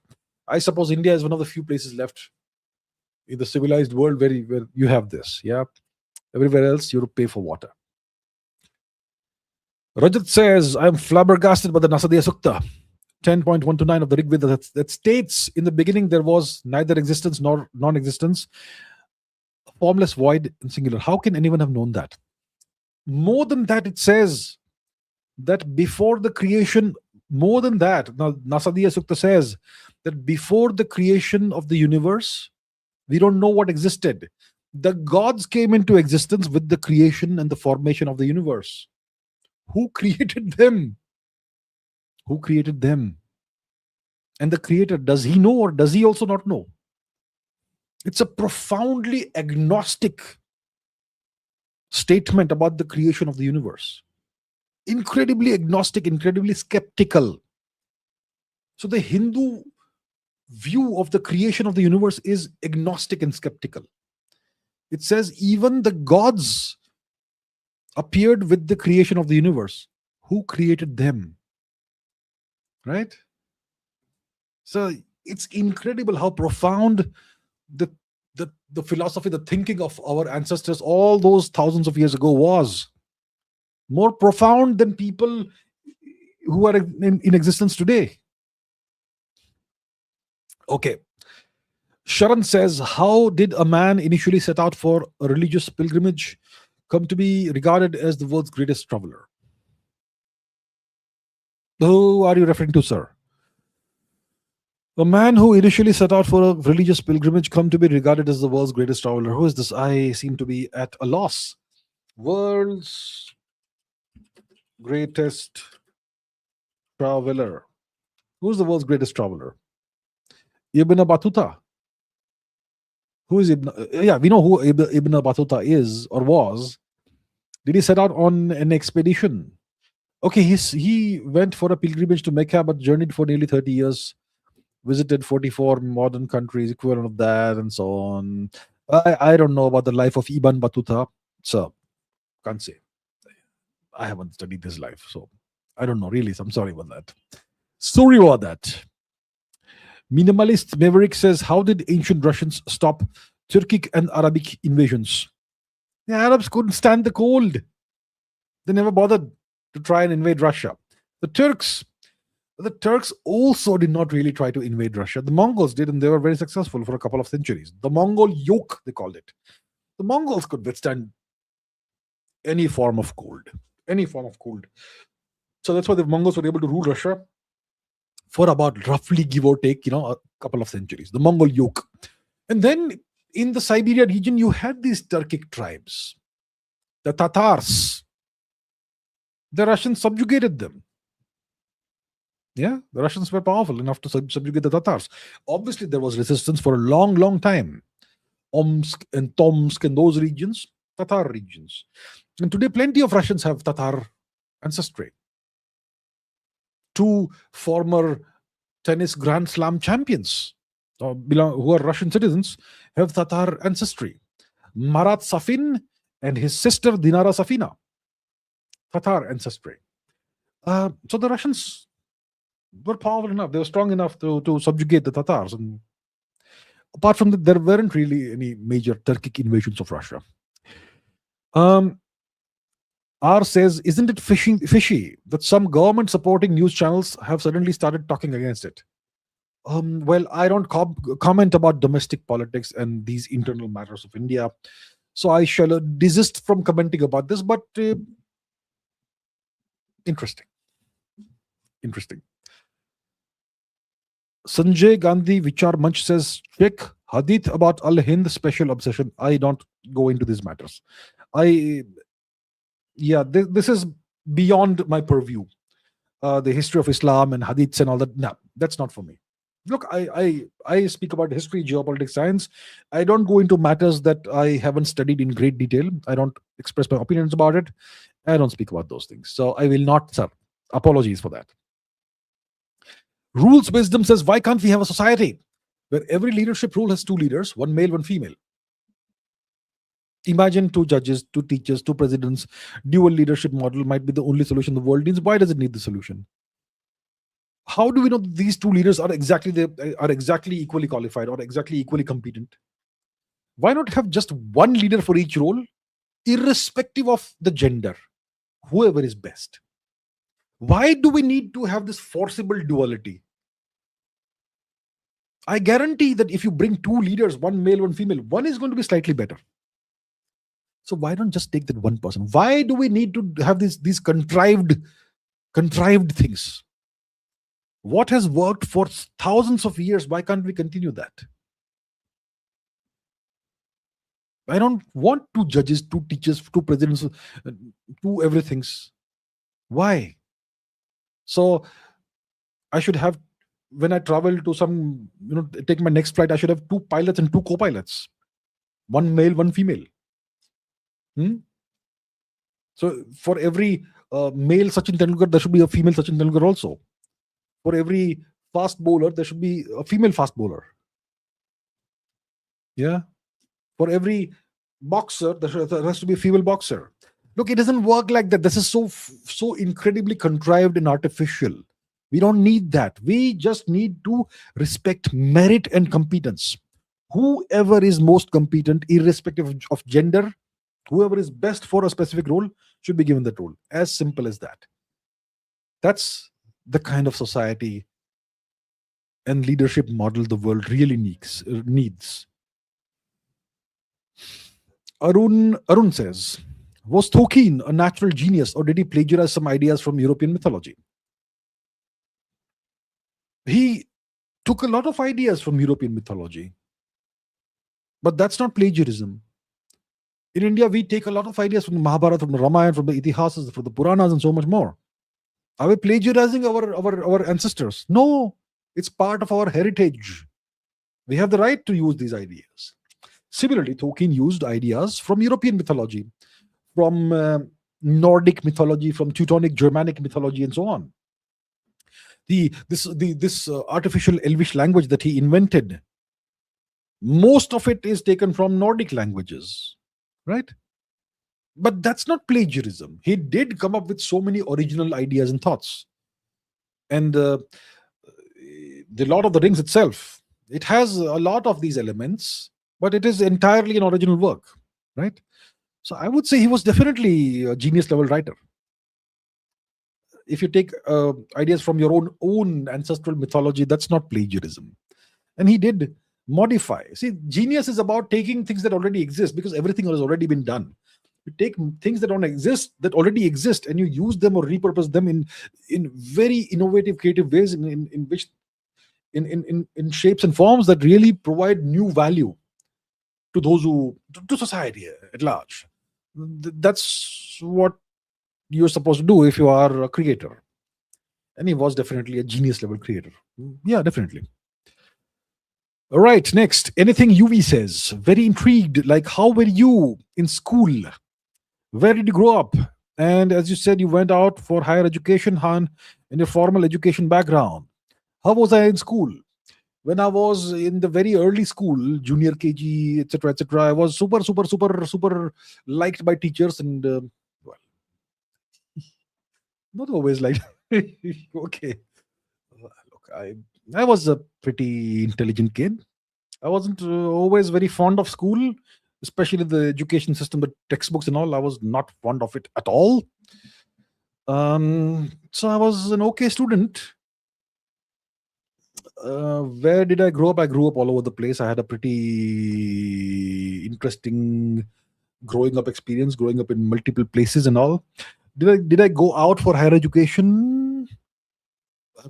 I did not go out of the country for higher education, but I did go out for higher education. My formal educational background is physics, right? So that's that sort of thing. How was I in school? I was. You could say I was a nerd. You could say I was a nerd. But the one thing that prevented me from being a complete nerd is that I was pretty good in some sports, like really good in some sports. Nobody could out wrestle me. Nobody could lift heavier than me. I was very strong. I was very large.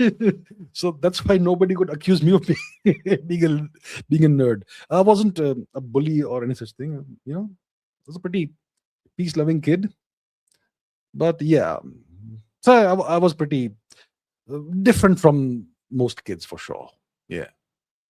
But I loved playing sports. I loved having fun stuff. Yeah. Okay, Minimalist Maverick says, we are 100% Aryans, of course. We are superior to everybody else. Yes, sir. We are the superior. We are Arya. And that's not a joke. We are Arya. We are the original Arya people. Us and the Persians. We have to include the Persians also in that. So us, the people of the subcontinent, all of it, and our Persian neighbors, we are the original Aryas. And if that makes us superior to everyone else, well, sure. Indeed. Mitesh says, what skills do mechanical engineers need to have in the AI era? Mechanical engineers are folks who deal with machine tools and all that, right? Machine tools, mechanical engineering. You use machines to create machines, and you tinker around and yeah, it's fascinating, beautiful, wonderful, hands-on stuff. You're making stuff using machines. And who makes those machines? Well, other machines make those machines. So what skills do you need to have in the AI era? Mechanical engineers. Well, that's a great question. I'm not really very sure about exactly what skills you need for mechanical engineering. Mechanical engineering is all about doing things hands-on, right? It's about making things.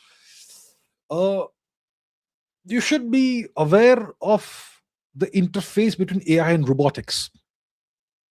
Okay. AI and robotics are going to bleed into each other pretty soon. It's already happening. And I suppose that's where something becomes relevant for mechanical engineers. Yeah, I'll have to think about this, I have never given my mind or my thought to mechanical engineering. Never. But yeah, the interface of AI and robotics is definitely going to be of relevance and of interest to mechanical engineers. So eventually it's going to be robots that will start building machines, I suppose. Pradeep Kumar Roy says, how has Bengal Islamized and not its nearby states' history? I haven't studied this in detail. What was the process of the Islamization of Bengal? It obviously happened after the Mughal era, the Mughal Empire. What was the process like? That I'm not really 100% sure about. I'm not 100% clear about. I think a lot of the Islamization happened after the British occupation of Bengal. A lot of it, a lot of the conversion process happened after the British took over Bengal.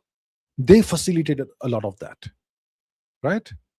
So a few hundred years ago, nobody in Bengal was a practitioner of the Islamic religion. Nobody at all. And then the Mughal Empire, I suppose, made Bengal a province of its, and they did some standard atrocities, standard Turkic atrocities in Bengal. But even that did not have the effect they wanted of wide scale conversion. It's only after the British took over that you had large scale conversion. But the mechanics and dynamics of that I am not very clear about, so I can't really answer that in detail. Zero Popali has become a new member. Well, thank you so much. Welcome to the membership of this channel. Thank you very much for being so kind. Welcome, sir or ma'am.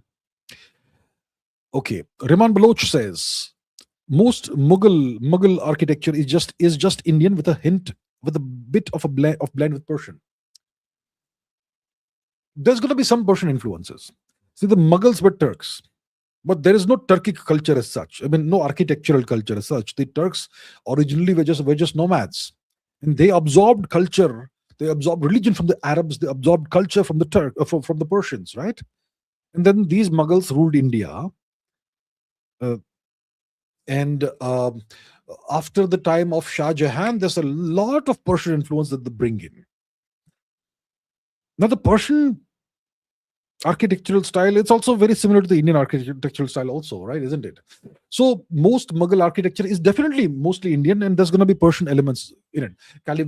Persian calligraphic elements, Persian styles, a lot of the Persian style, if you look at the Persian paintings from 500 years ago, okay, that time Persia was a Turkicized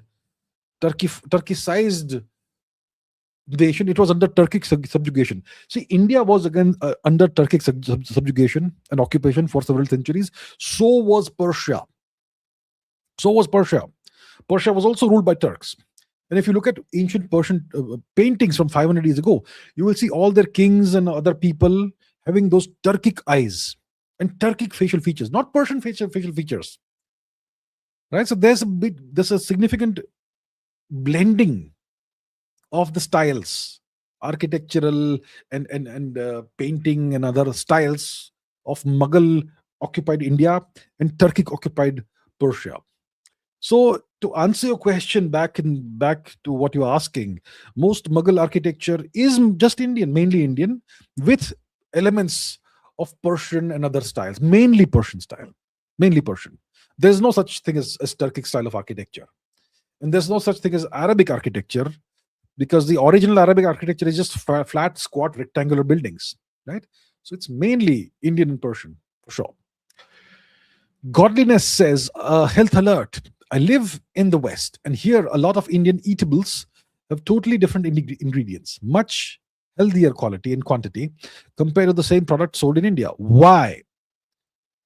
For example, a packet of chips, potato chips of so and so brand. I will not take brand names here because I don't have the time for all those any disputes. Let's say you take a brand of chips of a major brand name, whatever it is. Let's say X. You take a 100-gram packet of chips in New York City, and the same brand, a 100-gram packet of chips in India. And you look at the ingredients, the ingredients and all.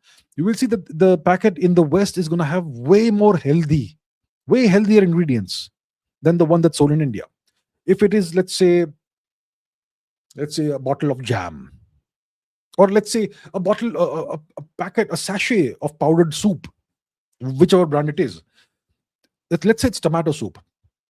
If it's a packet in London or New York, it's going to have 5 to 10% actual tomato powder. It's going to have way less artificial ingredients and way less artificial coloring and so on. In India, there's going to be almost nothing which is actual tomato. It's going to have way more artificial stuff. It's going to have all kinds of artificial colors and whatnot. So the Indian packet of the same brand, same quantity, and same product essentially is going to be a very different product. It's going to be way more harmful to health than the one that's sold in the West. Same brand, same product. So why is it so? If you take those chocolate spreads that you paste onto bread and all that, whatever nut based chocolate creams you have, without going into the names, the Indian product is going to have way more refined sugar and way less good stuff. So why is it like this? Why? It's because they can get away with this nonsense in India, because the government of India doesn't penalize them. Why does the government of India not penalize them? I think we all need to ask the government of India, what the hell are you people doing? Why are you allowing foreign companies to get away with these practices in India? Why? Why can't you lay down the law and lay down the rules, lay down the specifications and the red lines? Why is the government of India, which ministry does this come under? I really wonder what's happening. Really, it's terrible, unacceptable actually. Shitansh Nigam has become a new member. Shitansh Nigam ji, very welcome, very warm welcome to the membership of this channel, and thank you so much for being so kind as to take a membership. Thank you so much. Godliness says, if NATO breaks, UK, Italy, and Poland will stand with US. France will explore its own independent pathway. And what about Deutschland or Denmark? Okay, so if NATO is dissolved, if the Americans go and take Greenland, NATO cannot continue. It simply can't continue. So what happens? Everybody will be made to stand with the US, whether they like it or not, whether they desire it or not. Trump perhaps wants to end NATO. Perhaps it is not perhaps, it is definitely more beneficial for the US to deal with each of these nations one to one instead of dealing with a group of nations collectively. That way, the US can extract way more from each nation. The US can impose way more leverage and pressure on each nation individually in different ways than dealing with a collective. So if NATO breaks, all of these nations, whether they desire it or not, whether they like it or not, will be made to do whatever the US wants them to do. France is the only nation within NATO that has a quasi-independent foreign policy, and France will be the most difficult to break. And the US won't be able to impose its will completely on France. Apart from France, every other nation will do what the US tells them. Turkey may have a little bit of wriggle room and leverage because of its fantastic geographical location. So Turkey may have some wriggle, some breathing space, some wriggle room. France definitely has some breathing space and some wriggle room. So they will bend less, but every other nation will fully bend to whatever the US wants them to do. Pradeep Kumar Roy says, how to get a software developer job with multiple gap years? Oh, well, that's something I've never thought about, and I've never had to think about these things. Once I was out, I was done. So if you have multiple gap years, I suppose you will have to find some way to justify those gap years, that I was doing so and so thing, which is fantastic. So maybe I was doing some research, or maybe I was doing some project for myself or something. You have to, I suppose, show something, constructive. I suppose that's what you do. I'm not really sure. I may not be the right person, but if I was a recruiter, let's say I start a company tomorrow, and I want to recruit, let's say 20 people, and I look at the resumes. Most people have the standard resume of ever since they started working, they never stopped working, and they have good resumes. I will hire them. But if a person has like 3 gap years, then it will make me wonder what was going on with this person. So if I am hiring an employee, I'm going to pay them well, but I want them to work. I don't want them to be unreliable and disappear. Okay, I'm taking a gap year or something. That doesn't work for me, right? So for an employer, it makes sense to want a person who doesn't have gap years, or if they have gap years, they should have some good, genuine justification for it. So I suppose, from your perspective, you need to be able to show a good justification for each of these gap years.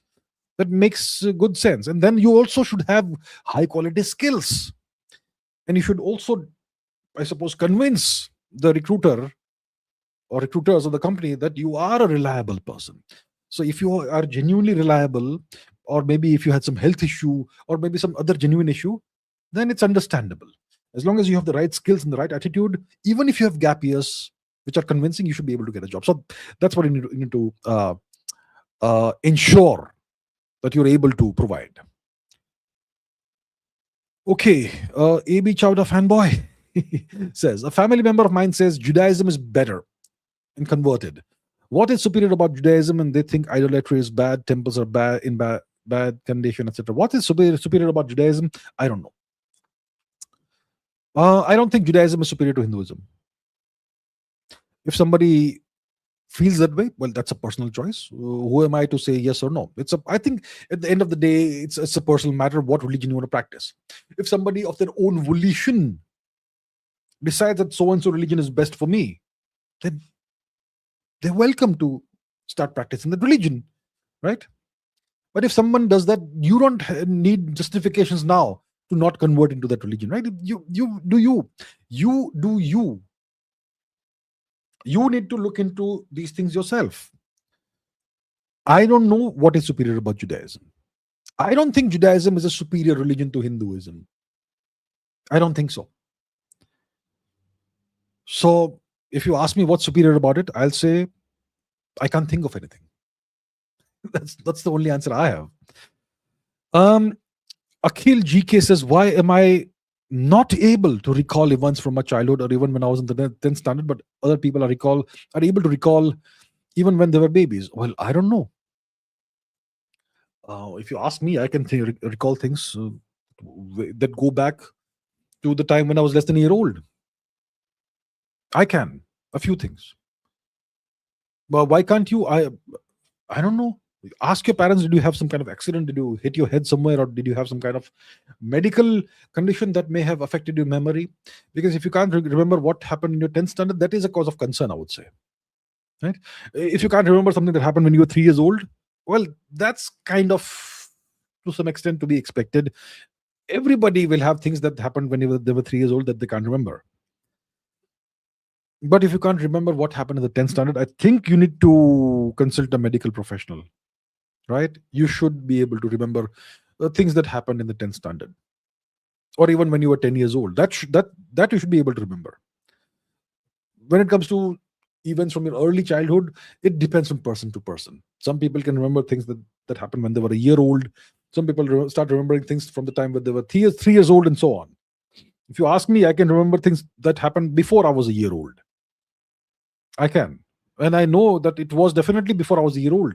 Because I remember I'm sitting on the kitchen floor with my bum on the floor like babies do. And I've got my cat next to me. She was a white cat, white with patches. And I remember this incident because she whacked me in the face without the claws out, claws in. But she whacked me in the face very, very softly. But that was a shock to me. I saw this blue flash of light. And then when I come to, she, like half a second later, she's sitting at a distance and looking at me. And how do I know I was less than a year old? Because when I'm sitting on the floor with my bum on the floor, my cat is sitting next to me, half sitting, half standing, her bum on the floor, her front legs out like that. And her face is at the same level or slightly higher than mine, which means I was smaller than a cat at the time. So the point is, I can remember things that happened when I was less than a year old.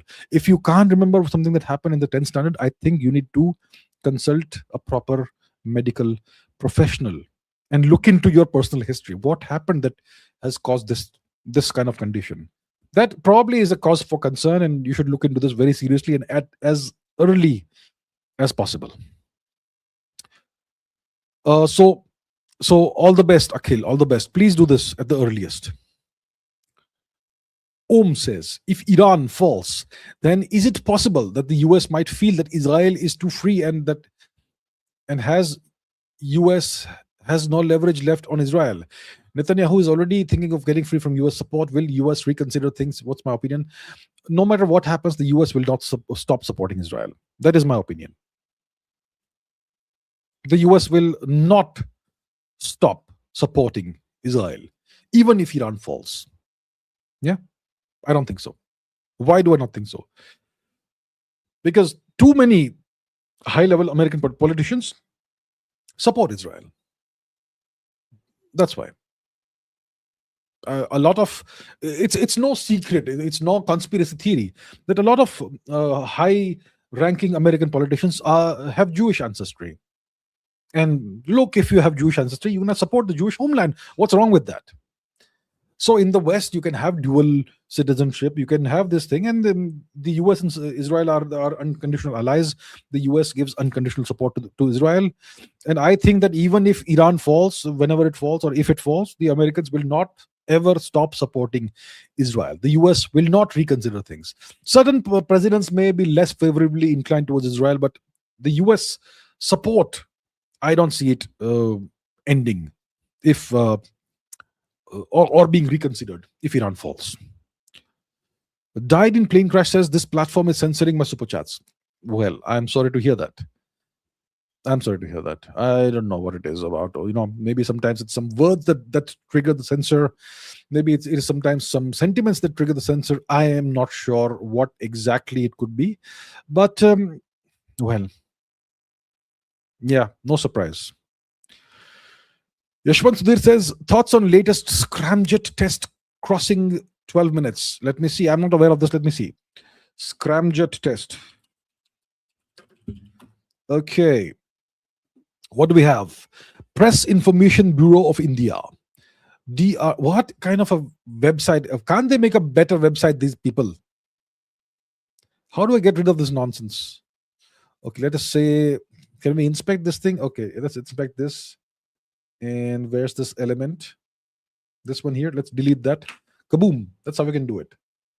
So, DRDO conduct, and this is from the 9th of January 2026, which is 2 days ago. DRDO conducts successful ground test of full-scale, actively cooled, long-duration scramjet engine for hypersonic missile program, and achieving a runtime of over 12 minutes at the Scramjet Connect pipe test facility on January 9. And this was a full-scale, actively cooled, long-duration scramjet engine. So it was not a scaled-down model. This was a full-scale model. And this achievement builds upon the earlier subscale test in 2025 April for long duration. This is a massive advancement. Okay? And this technology it's capable of exceeding Mach 5 for extended periods. This is incredible. It's got a cutting-edge air-breathing engine, which obviously utilizes supersonic combustion to sustain long-duration flight.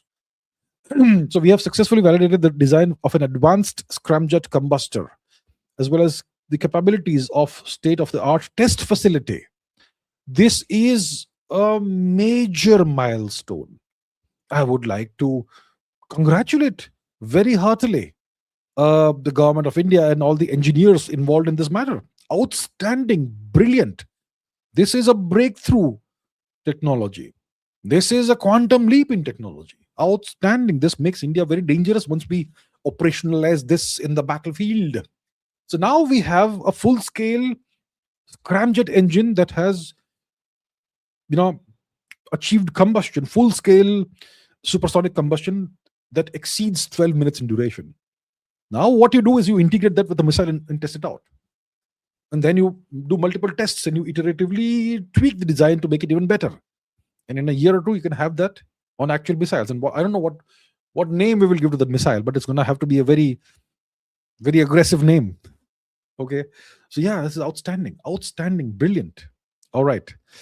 Hani Sharma says, I wish to travel the world and eat and earn a shit ton of money. That's MBA. But I also have interest in weapons and all tactical things. Army will give fearlessness for life, but MBA will give money in the short term. MBA will give money in the long term as well. So look, you want to travel the world, you want to earn a shit ton of money. You can do that if you have an MBA, I suppose. And, MBAs generally earn a lot of money and they travel, I suppose, if you're in the right industry. And MBAs can go into any industry, essentially. But you also have interest in weapons and tactical things, and army will. So I suppose you can do an MBA, but also learn some martial art at the same time. And maybe you can do an MBA and enter a company that designs weapons or something. You can always mix and match things, So I think, look, fearlessness, army, all that is great. But so you have to ask yourself, which is your overriding desire? Is it to do weapons and go into the army and be fearless? Is that what is the primary desire in your life? Or is the primary desire in your life to travel and earn a lot of money?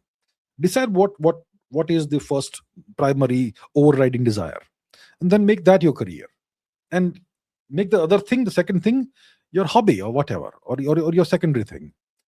So even if you're in the army, you can retire early, I suppose, and then leverage your army skills and experiences into business and so on. So yeah, that's what I would say. All the best, Hani Sharma. Harsh S4 says, "Good evening, sir. Good evening. I'm doing well. I hope you're doing well as well. How to build better habits and be a polymath? You're my role model. I want to be like you, sir." Okay. I don't know how to be a polymath. I can only be myself. And if being myself is what you regard or other people regard as a polymath, well, I suppose. Okay. I so look. I never at any point in my life decided that I'm gonna be a polymath. For the longest time, I'm sure I did not even know this word polymath existed. Right? Renaissance man, polymath. These words I learned probably in my 20s. Before that, I was not aware of this. So how to be a polymath? Look, don't try to be a polymath. Don't try to be this person, that person. Just be yourself. Ask yourself, what are the things that interest me? What are the things that fascinate me? And go and learn. Go and study those things. Right? That's what we should do. Don't try to emulate so and so person, even if that person inspires you. Right? Try to be the best version of yourself. So what every person actually needs to do is to first understand who you are. How do you do that? You have to spend time by yourself, a long amount of time by yourself, regularly, and think about yourself. Think about, go back to your childhood. What are the things that you enjoyed? What are the things that made you happy? When you were a child, when you were 3 years old, what made you happy? What were your hopes, dreams, ambitions, aspirations when you were 3? What did you fantasize about when you were 3? Those things are indicators of who you truly are. Because later in life, we are inundated with other people's opinions and experiences and whatnot. And that kind of becomes layers on top of who we really are.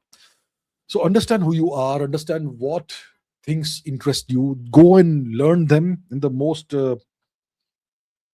indisciplined way possible. If required, just learn whatever.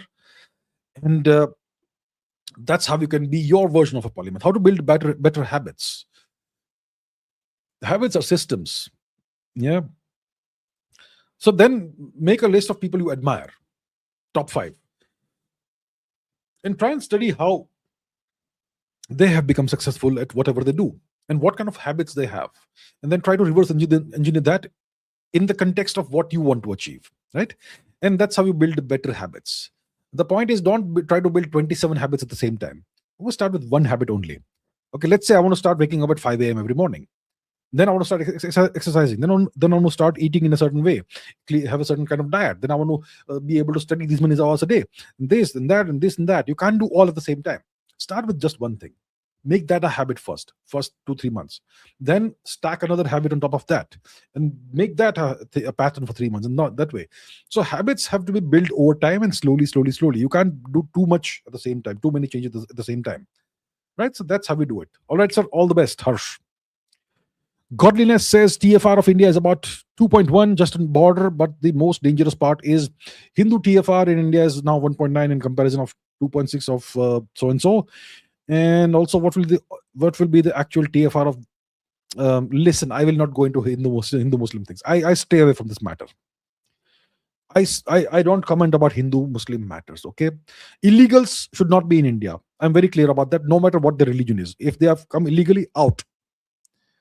If you have broken India's laws, it means you're a criminal.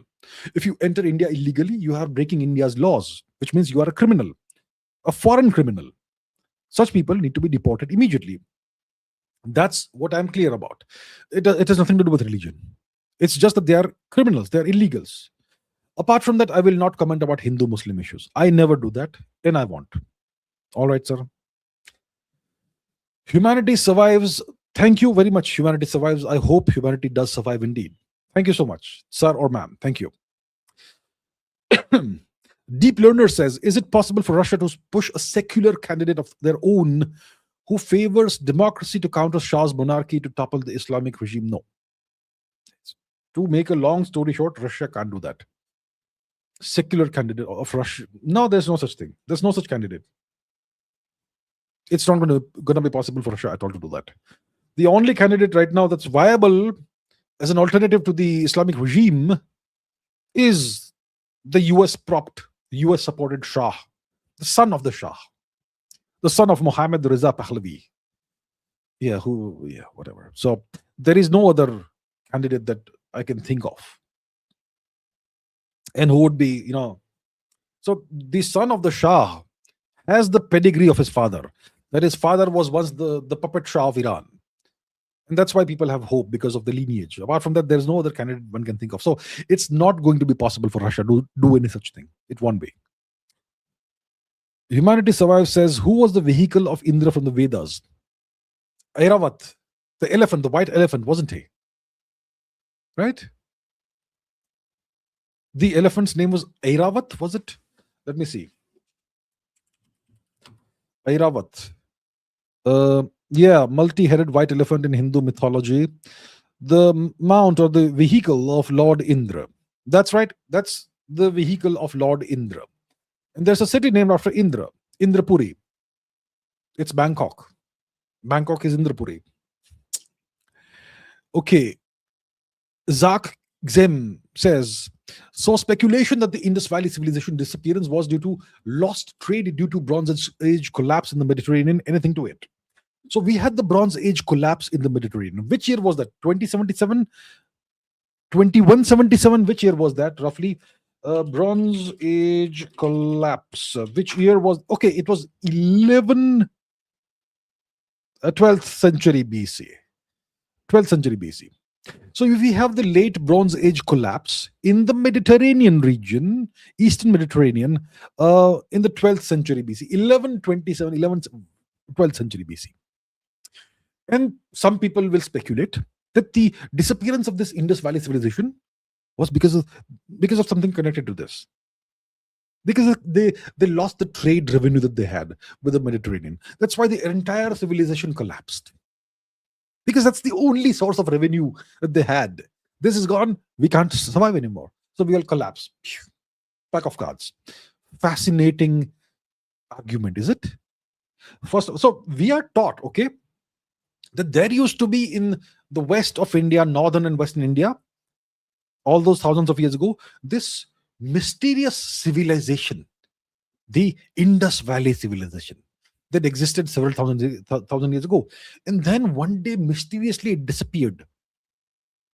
Perhaps there was a large-scale invasion by aliens from Mars who abducted everybody, like the Americans abducted Maduro. They took everybody away. They all disappeared.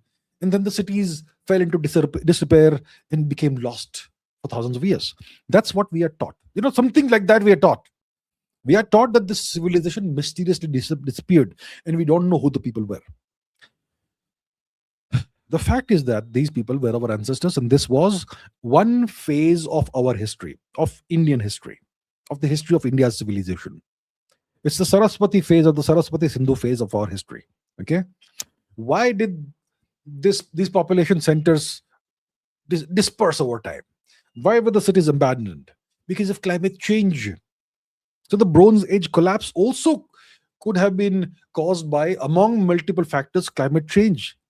Maybe there was a massive super El Nino kind of event, massive drought for 50 years or something, which could have caused the Bronze Age collapse, in addition to invasion by the sea peoples and whatnot.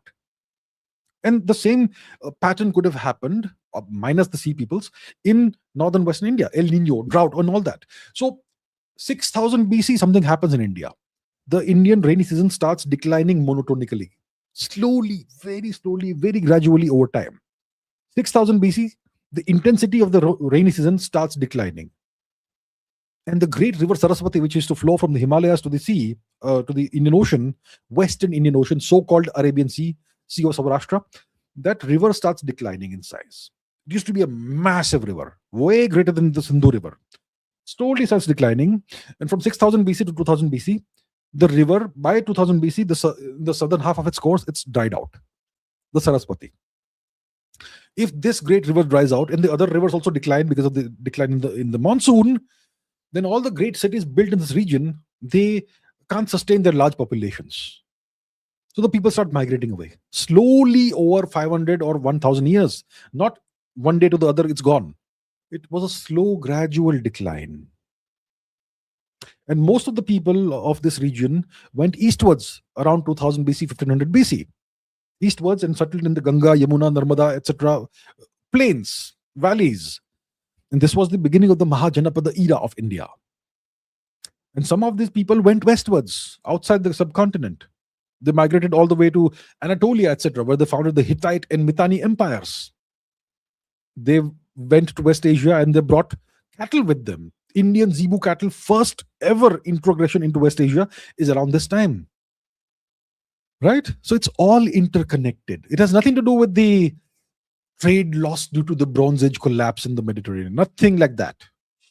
But yeah, our historians and foreign historians have to invent wild speculative ideas to explain the mysterious disappearance of this civilization. It never disappeared.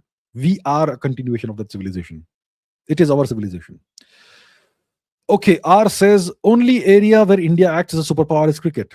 If India were to act as a superpower in cricket, it would get Pakistan banned from cricket. We don't do that. Disappointing. Aman Kumar Dhankar says, if the universe is expanding, our data collection instruments must also be expanding. We should also be expanding. Am I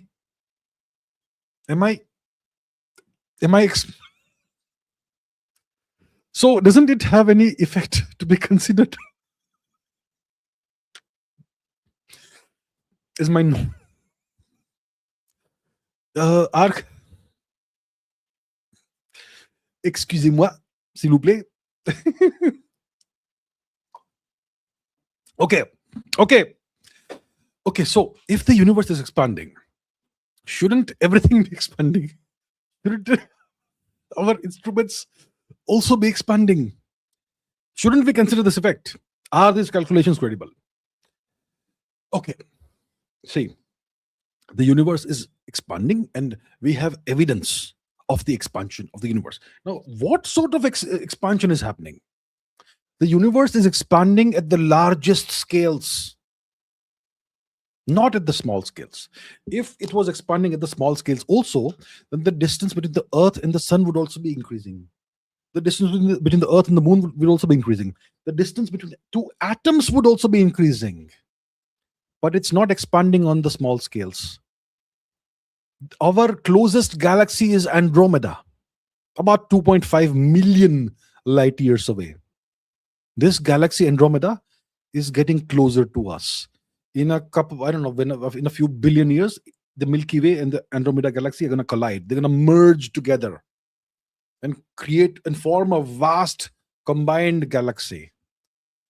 So the expansion of the universe is not affecting the gravitational attraction between the Milky Way and Andromeda. These two are coming together. The collapse is going to happen. The merge is going to happen in a couple of billion years or so, right? So the expansion of the universe is happening at larger scales than intergalactic scales like Milky Way, Andromeda. It's happening on the largest scales in the universe. And the expansion is very, very, very minimal. It is only visible and measurable at the largest scales. At the small scales, gravity overcomes the attraction of gravity overcomes the expansion of the universe. So the calculations are absolutely credible. Okay? Absolutely credible. We know this is happening because we can see that the galaxies far away are redshifted. They're redshifted, which means that they are moving further away from us. And the further a galaxy is, the more redshifted it is, which means that the expansion is accelerating at the largest scales. Okay, so that's how it is. It's not affecting space locally. It's not affecting space at the scale of like a few million light years.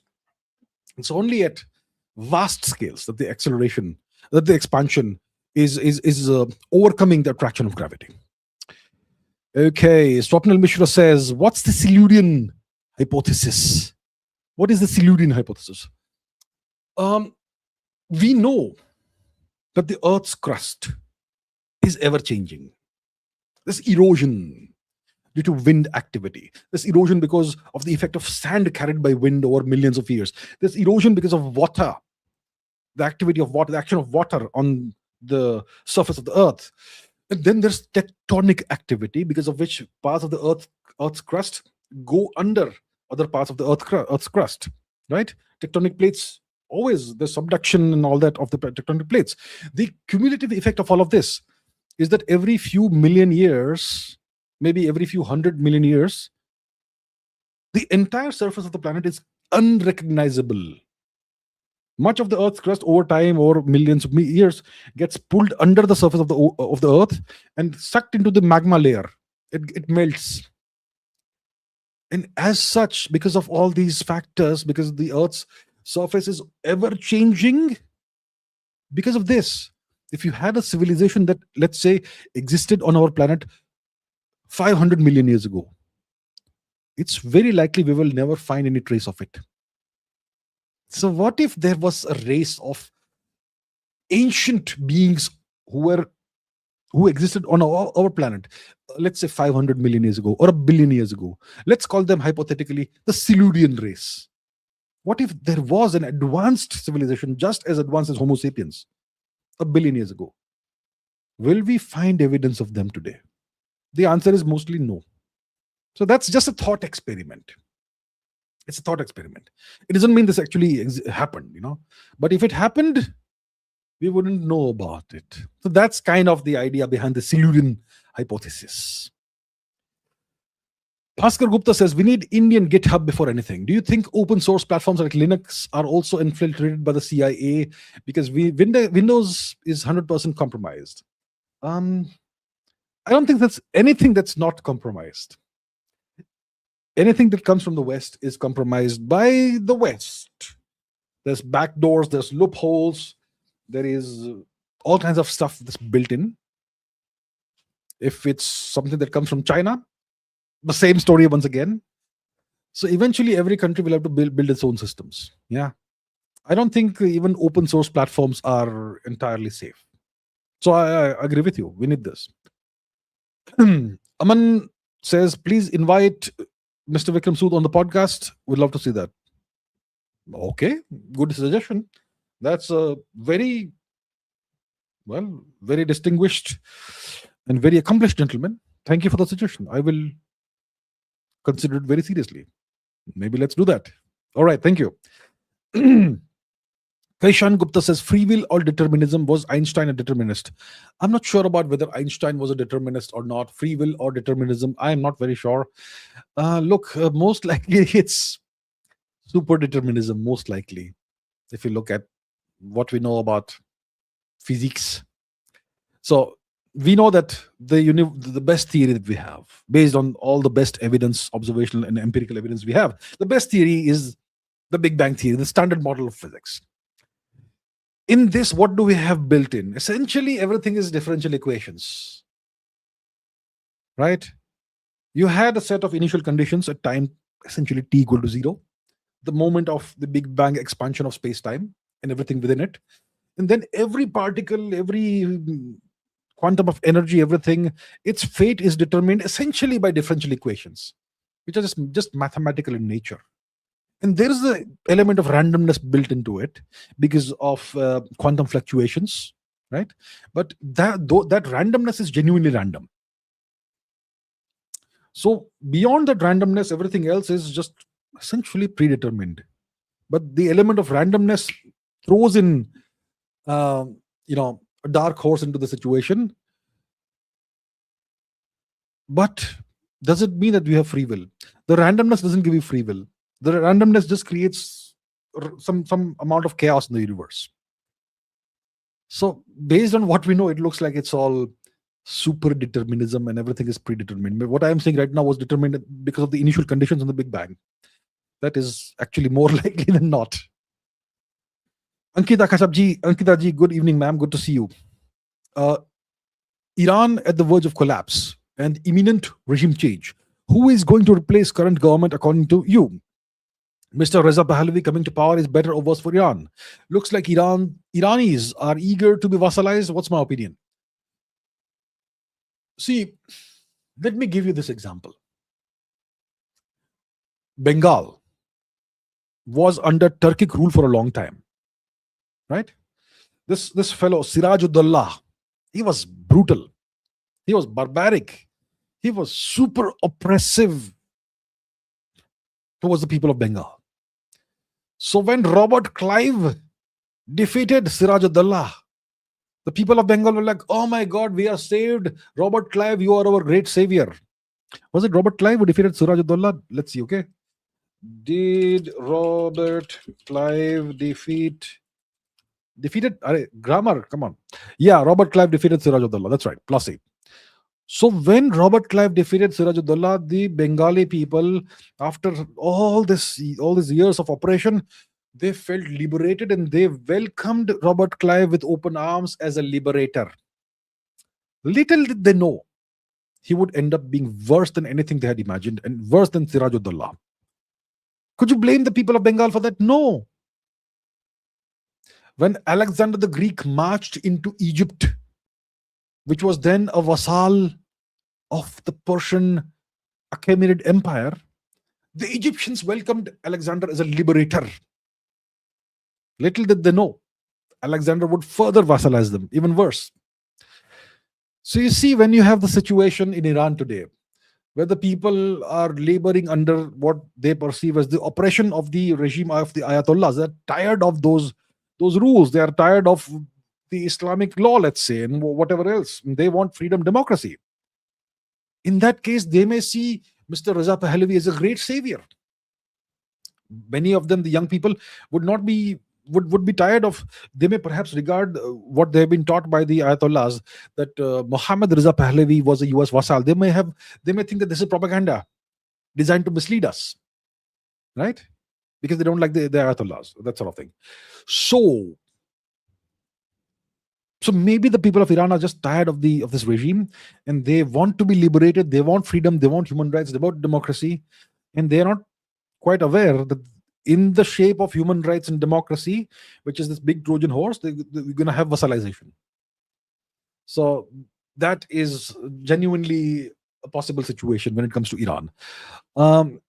But if there is a regime change in Iran, most likely 99.9% it will be the son of the Shah, the current Mr. Pahlavi, who will be the new leader of Iran, the new Shah, or whatever you want to call it. The Americans may ask Iran to have an election, and then they will elect this guy, and that's going to start a phase of vassalization of Iran. Yeah.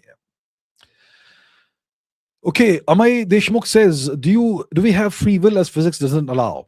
Look, we don't know for sure, but as far as physics is concerned, probably we don't have free will. Probably the universe is super deterministic in nature, most likely, if what we know about physics is correct.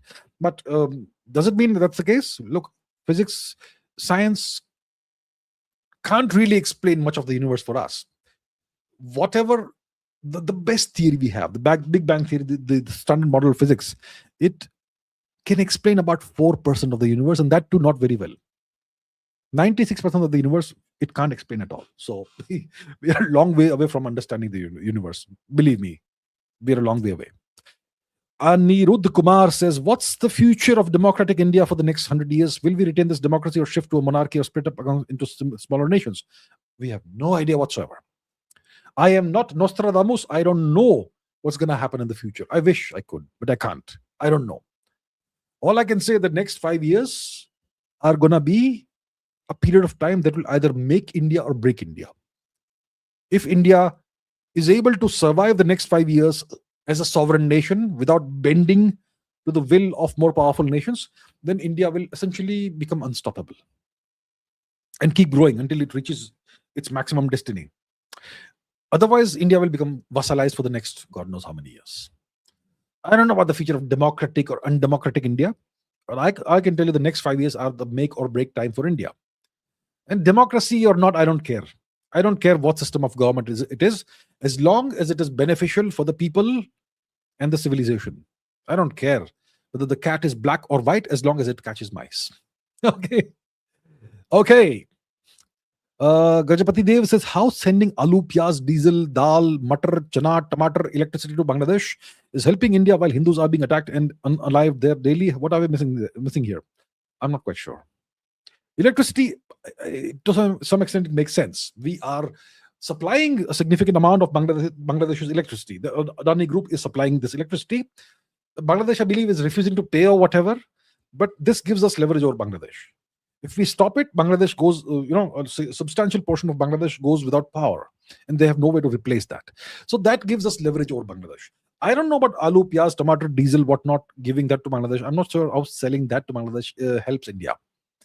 While Hindus are being unalived there, I'm not sure how it helps India, but I don't know. Yeah, I don't have the answer to that, how it helps India. Okay, Jay says, sorry for the equation. I read that in a book. Oh, which equation? Where you are trying to create equations about emotions and all. Look, you don't have to be sorry for that. I don't know how to do that. And I've never studied that. I've never tried to do that. It doesn't mean that you have to be sorry for it. Please don't ever be sorry for thinking and trying new things. Try new things. Try things nobody has tried before. Okay? Do it. Don't allow someone's criticism or someone's perceived criticism detract you from trying new things. Don't ever do that. Try different things. If you read something from a book, try it. Okay? Follow your curiosity. How do you care what someone's opinion is? You do what you feel is interesting.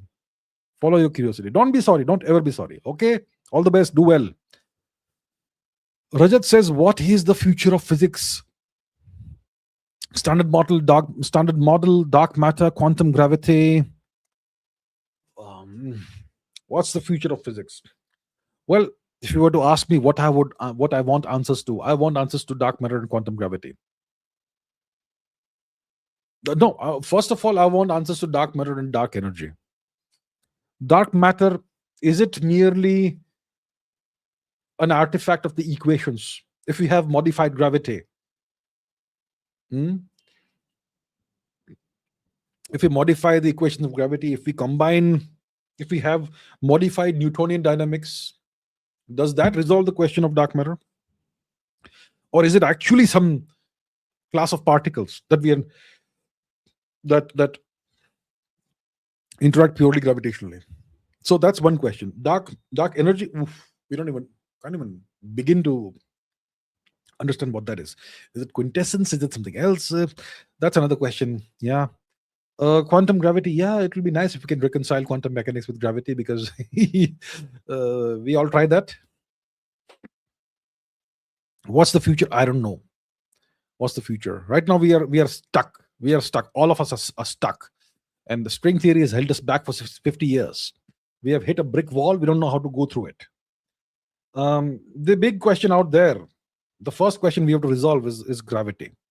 What on earth is gravity? We need to make a breakthrough in gravity. 100 years since 1915, we are following the same equations, the Einstein field equations. There has to be an improvement over this, because the Einstein field equations obviously run into problems at the center of certain objects called black holes, right? The equations blow up and throw up infinities. Infinities are not actual infinities. They are a symptom of an issue, that the equation fails there. So it clearly is telling us we need an improvement to Einstein's field equations. But where is that? So yeah, maybe that's the future. Okay.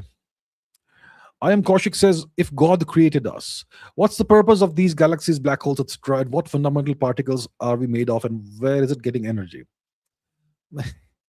So maybe there's a creator. Maybe there's a creator. Okay, the creator has a very powerful computer, bigger than this universe, and this creator has coded the physics of the game physics, coded, and then created a simulation in which we are living. So what's the purpose? We don't know the purpose why we have all of this. The creator has decided, if there's a creator. Maybe the creator is a programmer who is living in a hyper universe beyond our universe.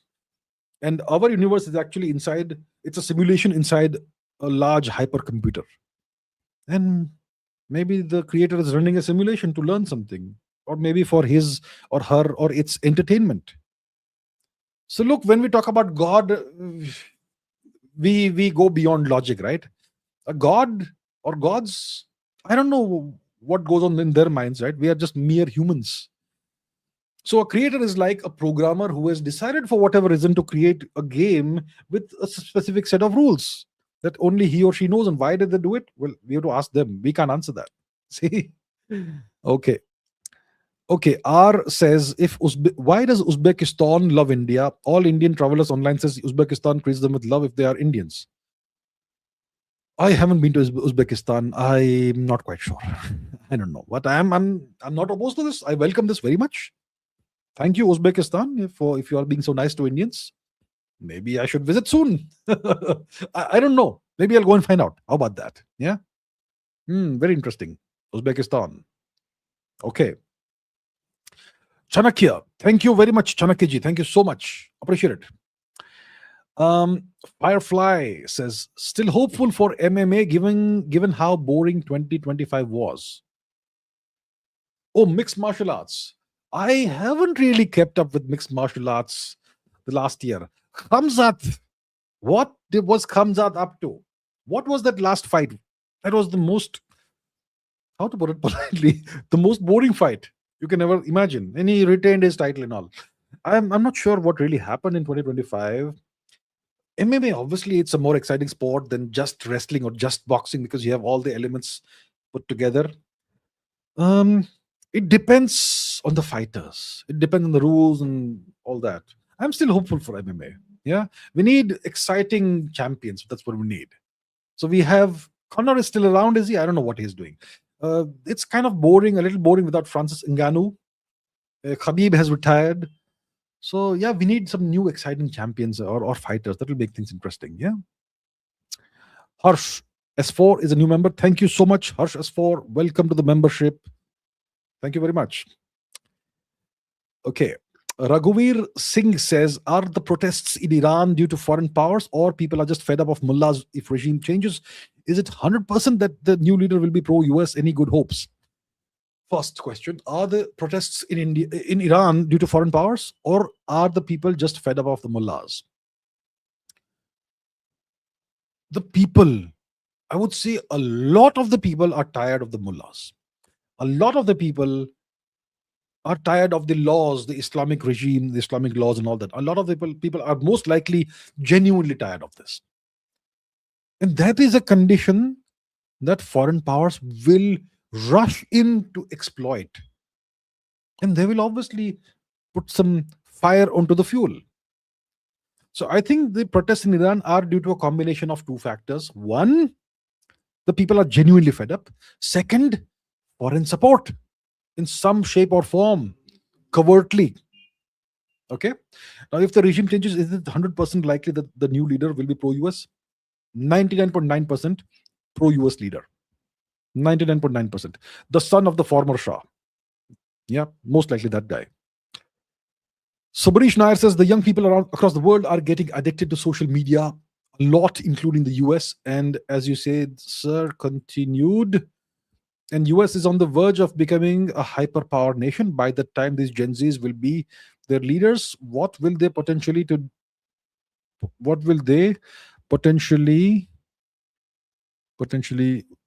where's the continuation? I'm looking for the continuation.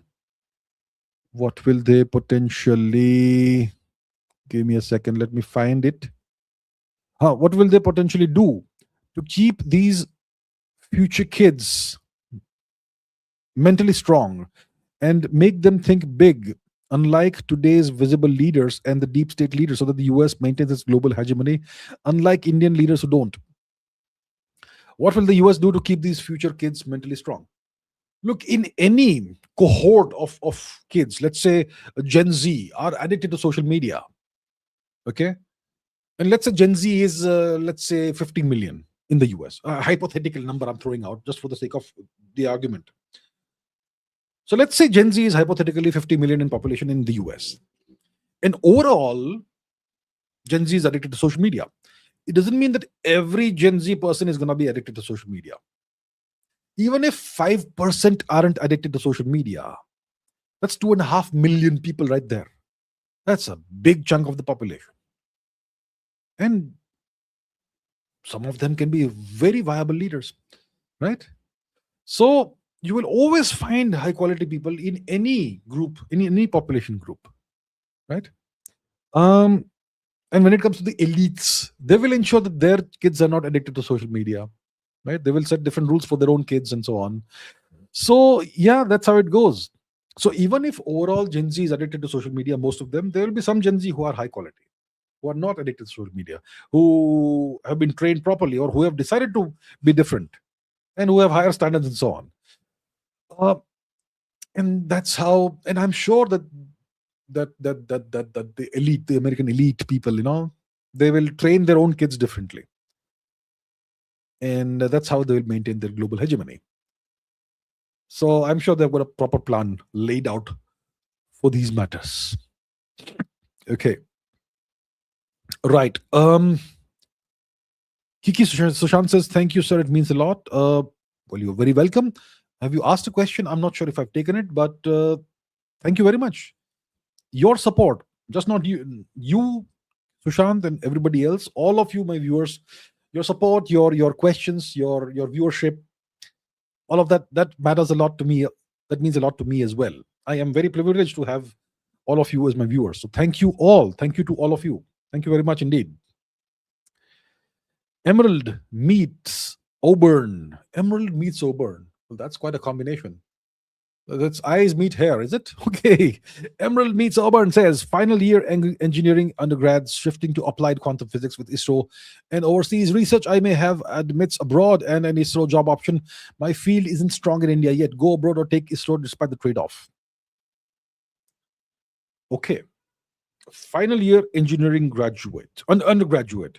You're shifting to applied quantum physics with ISRO and overseas research. You may have admits abroad. You have an ISRO job option, but your field isn't strong in India yet. So maybe next 10 years you may not have good job opportunities. So should you go abroad or take ISRO despite the trade-off? You're a young person. You're starting off. You have two options. One is foreign admits. One is an ISRO job option. The salary will be less, like significantly less. ISRO doesn't pay well. And your field, applied quantum physics, applied quantum mechanics, isn't strong in India yet. And that's the field of your interest. ISRO is about rocket science, rocket engineering. It's about aerodynamics. It's about space aeronautics and rocket engineering, rocket propulsion, so on. It's not about applied quantum physics. Yeah. So what should you do? I always recommend to young people, the first 20 years of your adult life, focus on yourself and on maximizing your growth opportunities and the experience you can gain. The first 20 years, at least, of your adult life. So let's say your adult life starts at 20. Until at least the age of 40, be selfish and focus on yourself. Gain as much experience as you can. Make as much money as you can. Acquire as much skills as you can. Acquire as much experiences in diverse parts of the world and so on as you can. First 20 years of your adult life, at least, that's what you should do. Don't make any trade-offs. Always take the best options. Okay? So let's say by the time you're 40, you have tremendous experience in various domains. You have a tremendous skill set, a very robust skill set, and you have made millions of dollars. You are a wealthy person.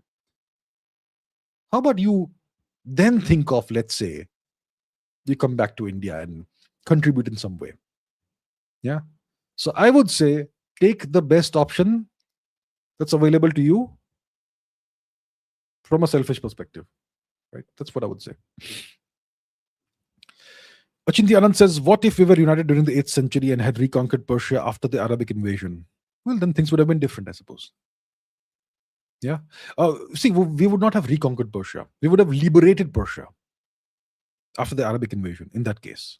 We had never conquered Persia before. India, Persia never tried to conquer each other. Never, ever.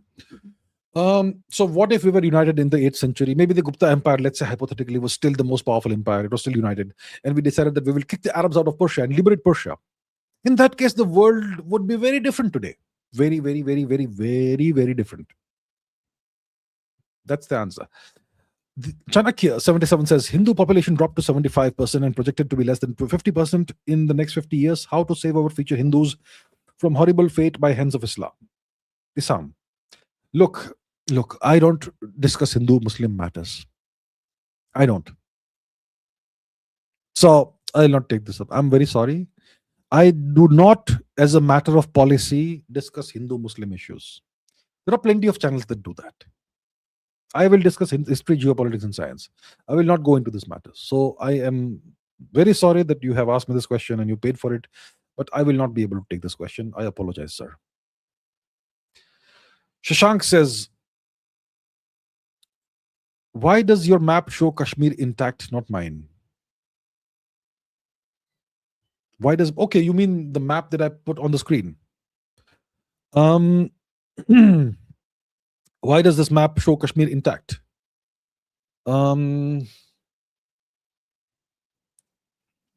I suppose it's because I am running this out of India, and in India, Google is behaving itself and showing Kashmir as part of India.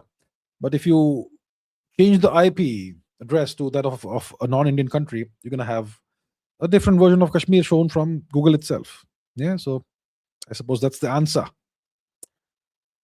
Harsh Patel says, why does the Indian government still use Mr. Gandhi's image on currency despite his anti-Indian role, and shouldn't 2nd October be removed as public holiday?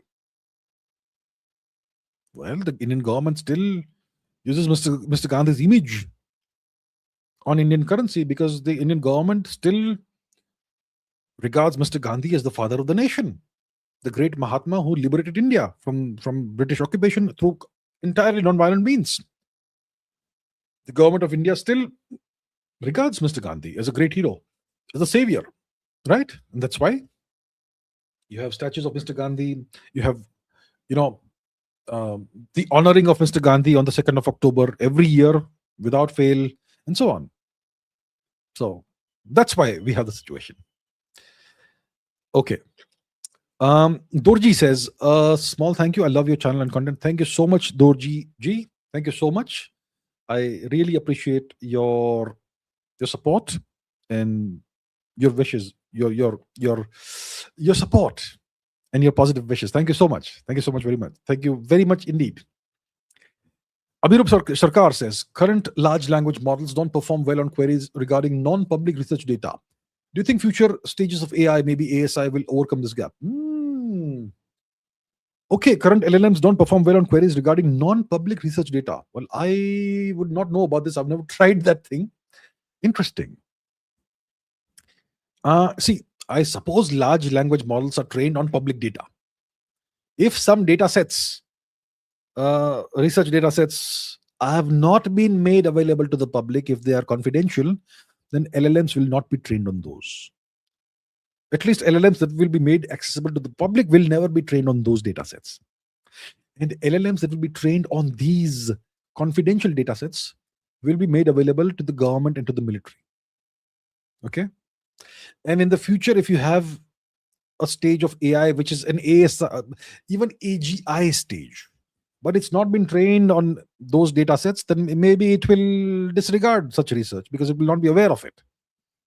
But if you have AGR or ASI, then it may be able to replicate this research on its own. So it will not need that. So if you have ASI, it will have answers to everything. It will not need to rely on the training data. Even if some data has never been trained on, but it's available somewhere, this ASI will be able to replicate the data and maybe improve upon that without ever needing to access that. Goo XXS says, will India break into pieces if regime changed? Well, if there's a regime change in India, anything is possible. That's why a regime change must not happen. Harsh S4 says, how to deal with fear of missing out, FOMO? I'm not sure. Fear of missing out. What is fear of? I'm not very clear about fear of missing out. But let me see what Google has to say about what is FOMO. What is fear of missing? Let's first see that. What is FOMO? Anxiety that others are having rewarding experiences from which you are absent, often fueled by seeing posts on social media, leading to a constant urge to stay connected, updated on what others are doing. Pervasive feeling that you're missing out on fun opportunities or important information. You feel dissatisfied or you compare yourself with others. Social comparison, need for connection, anxiety and stress impacting behavior. What triggers it? Social media, events, financial markets, and so on and so forth. A nagging feeling that you should be doing something else. Worry that you made the wrong choice by not participating. A sense that others are living a better or more satisfying life. How do you deal with this? I couldn't possibly know. I don't know. Let me think. I can only think about this theoretically because I haven't experienced this. I don't experience this. I don't have this issue. Uh, I don't compare myself with others. I don't care what the others are doing. But how do you reach that stage where you don't care what others are doing and you just do what is best for yourself and what you think? I mean, whatever you're doing. How do you do that? How to deal with FOMO? I'm not sure. I'll have to think about this in some detail. It's not something that I experience, so I can't answer from experience, and I haven't really thought about this because how would you deal? Yeah, I think I'll have to think about this in detail without venturing an answer. If I answer something right now, it may not be correct because I haven't thought about it. So I am sorry, I don't have the answer right now. Please try asking this maybe in a week's time. I will think about it. What is the root cause of this and so on? It is obviously something deeper inside in your psyche. There's some deep rooted causes why people feel this way. And I will also have to think about why I don't feel this way. Yes, yeah, so I'll think about it, sir. I don't have the answer right now. I'm sorry for that. Okay. Mange Kusherit. Okay, says, do you think anything like Venezuela can happen someday to India if, let's say, any of the political parties is in power? It can happen. Yes, it can happen someday if we are not careful. Yeah, it can. Which is why we have to be careful. We, the public, we, the voters, we, the leaders of India, everybody has to do whatever it takes in our different capacities to ensure that such things don't happen. Because if we are not careful, this sort of thing can happen to India also. Narendra Reddy says, how to choose a life partner, most important decision. How to choose a life partner. See, a life partner is somebody who's going to be with you for your life. So it has to go beyond romantic or sexual attraction. That obviously is a factor, right? You will not want to marry somebody towards whom you are not physically, romantically, or sexually attracted. Obviously, you will want that. But that cannot be the only factor. You should be able to spend time without getting annoyed with the person. You should be mentally compatible. Your ethics and your morals should be compatible. Your worldviews should be compatible. You should be able to learn from each other. Everybody has some traits that are not the best. So you should be able to tolerate each other's flaws. You should be able to sit with each other for hours in silence. That's really hard. Are you comfortable sitting with one person, sitting next to one person for 1 hour without saying a word? Are you comfortable doing that? It's very, very uncomfortable with a lot of people. So these are some of the questions you do ask yourself. Okay, it's somebody with whom you want to spend the rest of your life. So all these factors have to come into consideration. Not just how pretty or handsome the person is. It has to go beyond that, way beyond that. You have to be fundamentally compatible, and that's not easy to find. But of course, it's possible, right? Okay. So Narendra, all the best. All the best, sir. Shed light on Tavistock Institute, Crown Council, Committee of 300, Sovereign City of London. If true, where's the money that was stolen from colonized empires? Couldn't send with correct spelling. I don't know about any of these. I've heard Tavistock, I mean, the Crown Council, I've heard. I got this question earlier today. Committee of 300, Sovereign City of London. I don't know. I genuinely, honestly haven't read about these things. So I won't be able to answer this question. Maybe it's something I should look up, read about. Yeah. Yeah. So right now I don't know, I have the answer, but maybe I'll look into that. All right.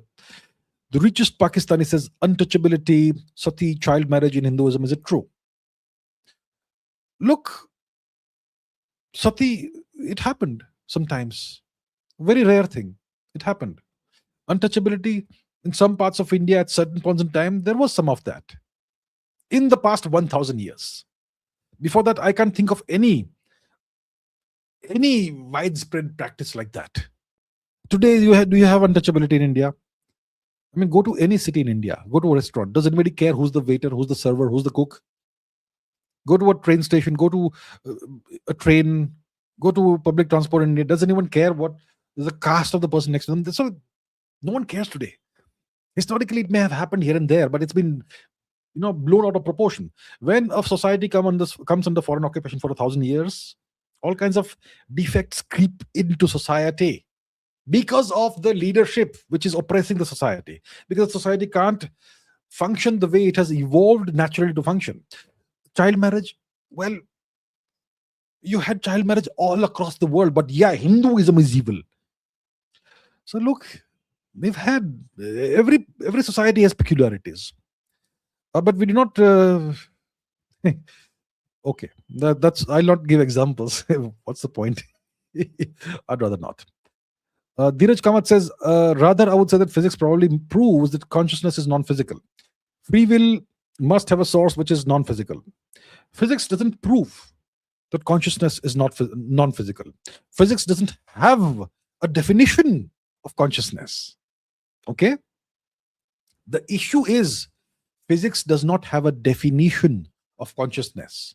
We don't have a definition of consciousness from the perspective of, let's say, information theory, from the perspective of quantum mechanics, from the perspective of general relativity. We don't have a definition of free will from beyond, of consciousness from beyond physics. For example, from the field of neuroscience or whatever. Yeah. So we don't have a scientific definition of consciousness.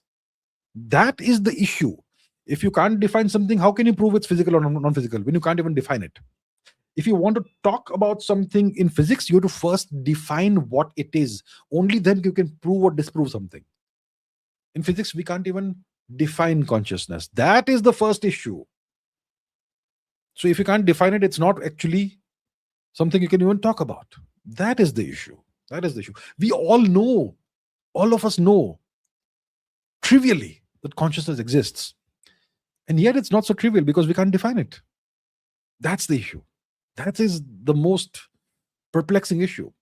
It's something profound, so profound that anybody recognizes it the moment you see it. There's a cat, of course it's conscious. There's a crow, of course it's conscious. There's an ant, of course it's conscious. There's a cow, of course it's conscious. Another person, of course that person is conscious. The moment we see it, we recognize it instantaneously. That's conscious. But we can't define it rigorously from a physical or scientific perspective. We can't define it. We can define it from a philosophical perspective. There are all kinds of things written about it. But from a scientific perspective, we can't define it, which makes it incredibly mysterious and profound. Karthik Iyer says, I used to think that MAGA is more rational and has some moral values left, but they are defending murder of an innocent white single mother in the hands of an ICE agent just because her hair is colored. Well, yeah, well, yeah, it is what it is. The US is a police state, and the police has, well, essentially unlimited powers. Yeah, and these things happen. And obviously, when something like this happens and there's a political dimension to it, like the color of your hair, then you have this happening. And yeah, so they are saying that this was self-defense or something, which doesn't. I haven't really seen this, but apparently doesn't seem to be the case. So yeah, this is essentially tribalism, and yeah, what can I say? It is what it is. Harsh Patel says, what are the root causes of corruption in India? Has it existed since ancient times? Despite good salaries, officials demand bribes and rich contractors deliver poor roads. Why does this persist? Has it existed? Has corruption existed since ancient times? Absolutely not. Look up the Arthashastra, what it says about corruption. Intolerable. It will not tolerate corruption. You think we had corruption during the empires of Kanishka, of the Guptas, of the Cholas, of the Maratha Empire? Do you think we had corruption? Corruption was never tolerated in India. Never tolerated in India. Now, why do we allegedly have it? It was institutionalized by the British. The British created the Indian administrative system, right? To administer the country, to administer the occupation and extraction and oppression of the country. How do you administer the oppression of the country? You create a set of rules in the country. And in the Indian coolies, the bureaucrats of Indian origin, they will run the country for the white masters. Now, the Indian bureaucrats are instructed to have two sets of rules for everything. If a white person needs something, then the Indian bureaucrat will do it immediately. If an Indian person needs something, demand bribes, slow down the process, make it hard, and feel the power that you have. So this gives the Indian bureaucrat the sense that I am a privileged Indian. My master is the white man, and I can oppress those low Indians, Hindus. And this was institutionalized. The British created the British judicial system, right? If a British person needed a contract, had a contract dispute, it went to the court, to the British judicial court. The case would be resolved rapidly. If an Indian person had a court case, it would drag and drag and drag. After the British left, there was no white man to serve, only brown people coming for redressal or problems of solution of the solutions of their problems. So I suppose that's how it continued, right? It became institutionalized, I suppose, allegedly. So what's the solution? No comments. Karthik Iyer says, I only learnt now after watching Star Talk that the sun is white in color. I'm not sure how many videos are available of the sun taken from orbit around the Earth.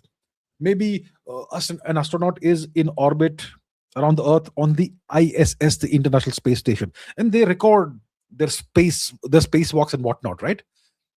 In some of the videos, you'll see the sun. Check out the color of the sun from space. It's always pure white. The sun is a pure white star. But why does it appear yellow to us?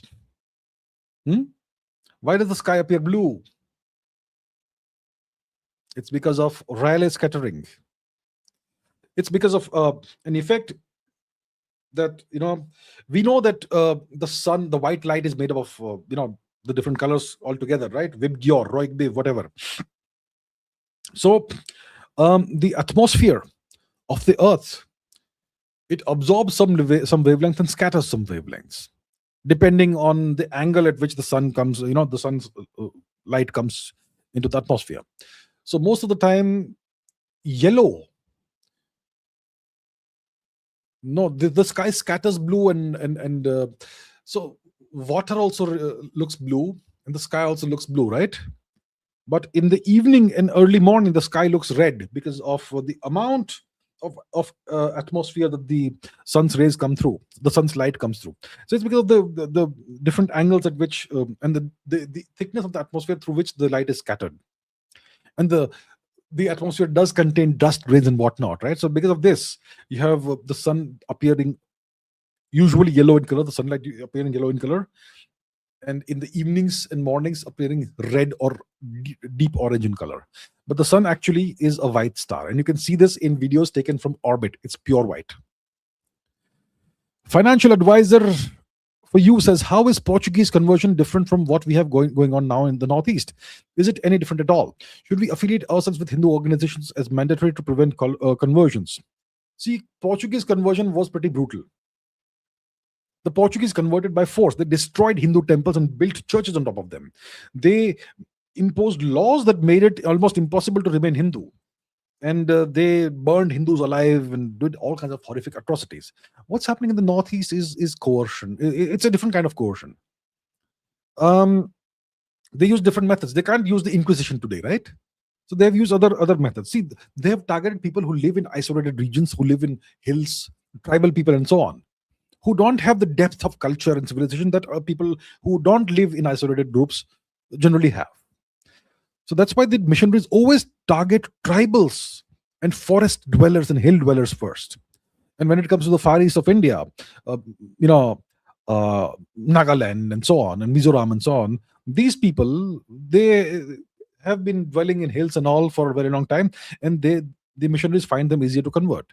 So they have converted them by making them feel inferior, that you people are backward and your religion is backward, you're cannibals or you're this or that, and our God is superior, and we will give you wealth, we will give you prestige and so on, which makes it very easy for such people to convert. And then you start making life difficult for those people who are Hindus, and though they will also slowly break over time, which is what's happening to the Meitei Hindus of Manipur now. Slowly they are also beginning to convert. So it's different. So the Portuguese conversion was just brutal, forcible. It was just slammed through. What's happening in the Northeast and what's happened over the past 60, 70, 80 years at the hands of American Baptist missionaries is very different. It's very devious. Yeah. But at the end of the day, it has the same effect of creating population groups that develop extraterritorial loyalties. So should we do this or that? That's entirely up to you. But yeah. Krishant Borduloy says, you think 20 years later US will confront us militarily? No, the US doesn't want 20 years later. If they want to confront us militarily, they will do it in the next 5 years. 20 years later is too late. It's too late. It's like trying to take your wicket after you've scored 200 runs. No. You do it when you're on 3 not out. So the US will not try to do that, to confront us militarily 20 years later. It'll be too late. By that time, we'll be able to stand up to them. If they want to do this, they will most likely do it in the next 5 years. Okay, Rajat Gupta says, what's your opinion about consciousness? We experience world through the first person POV point of view. All I know about the world is through me. Do I only exist? Can we disprove it? What you are talking about is solipsism. Solipsism is the idea that the only mind that exists in the universe is your own mind.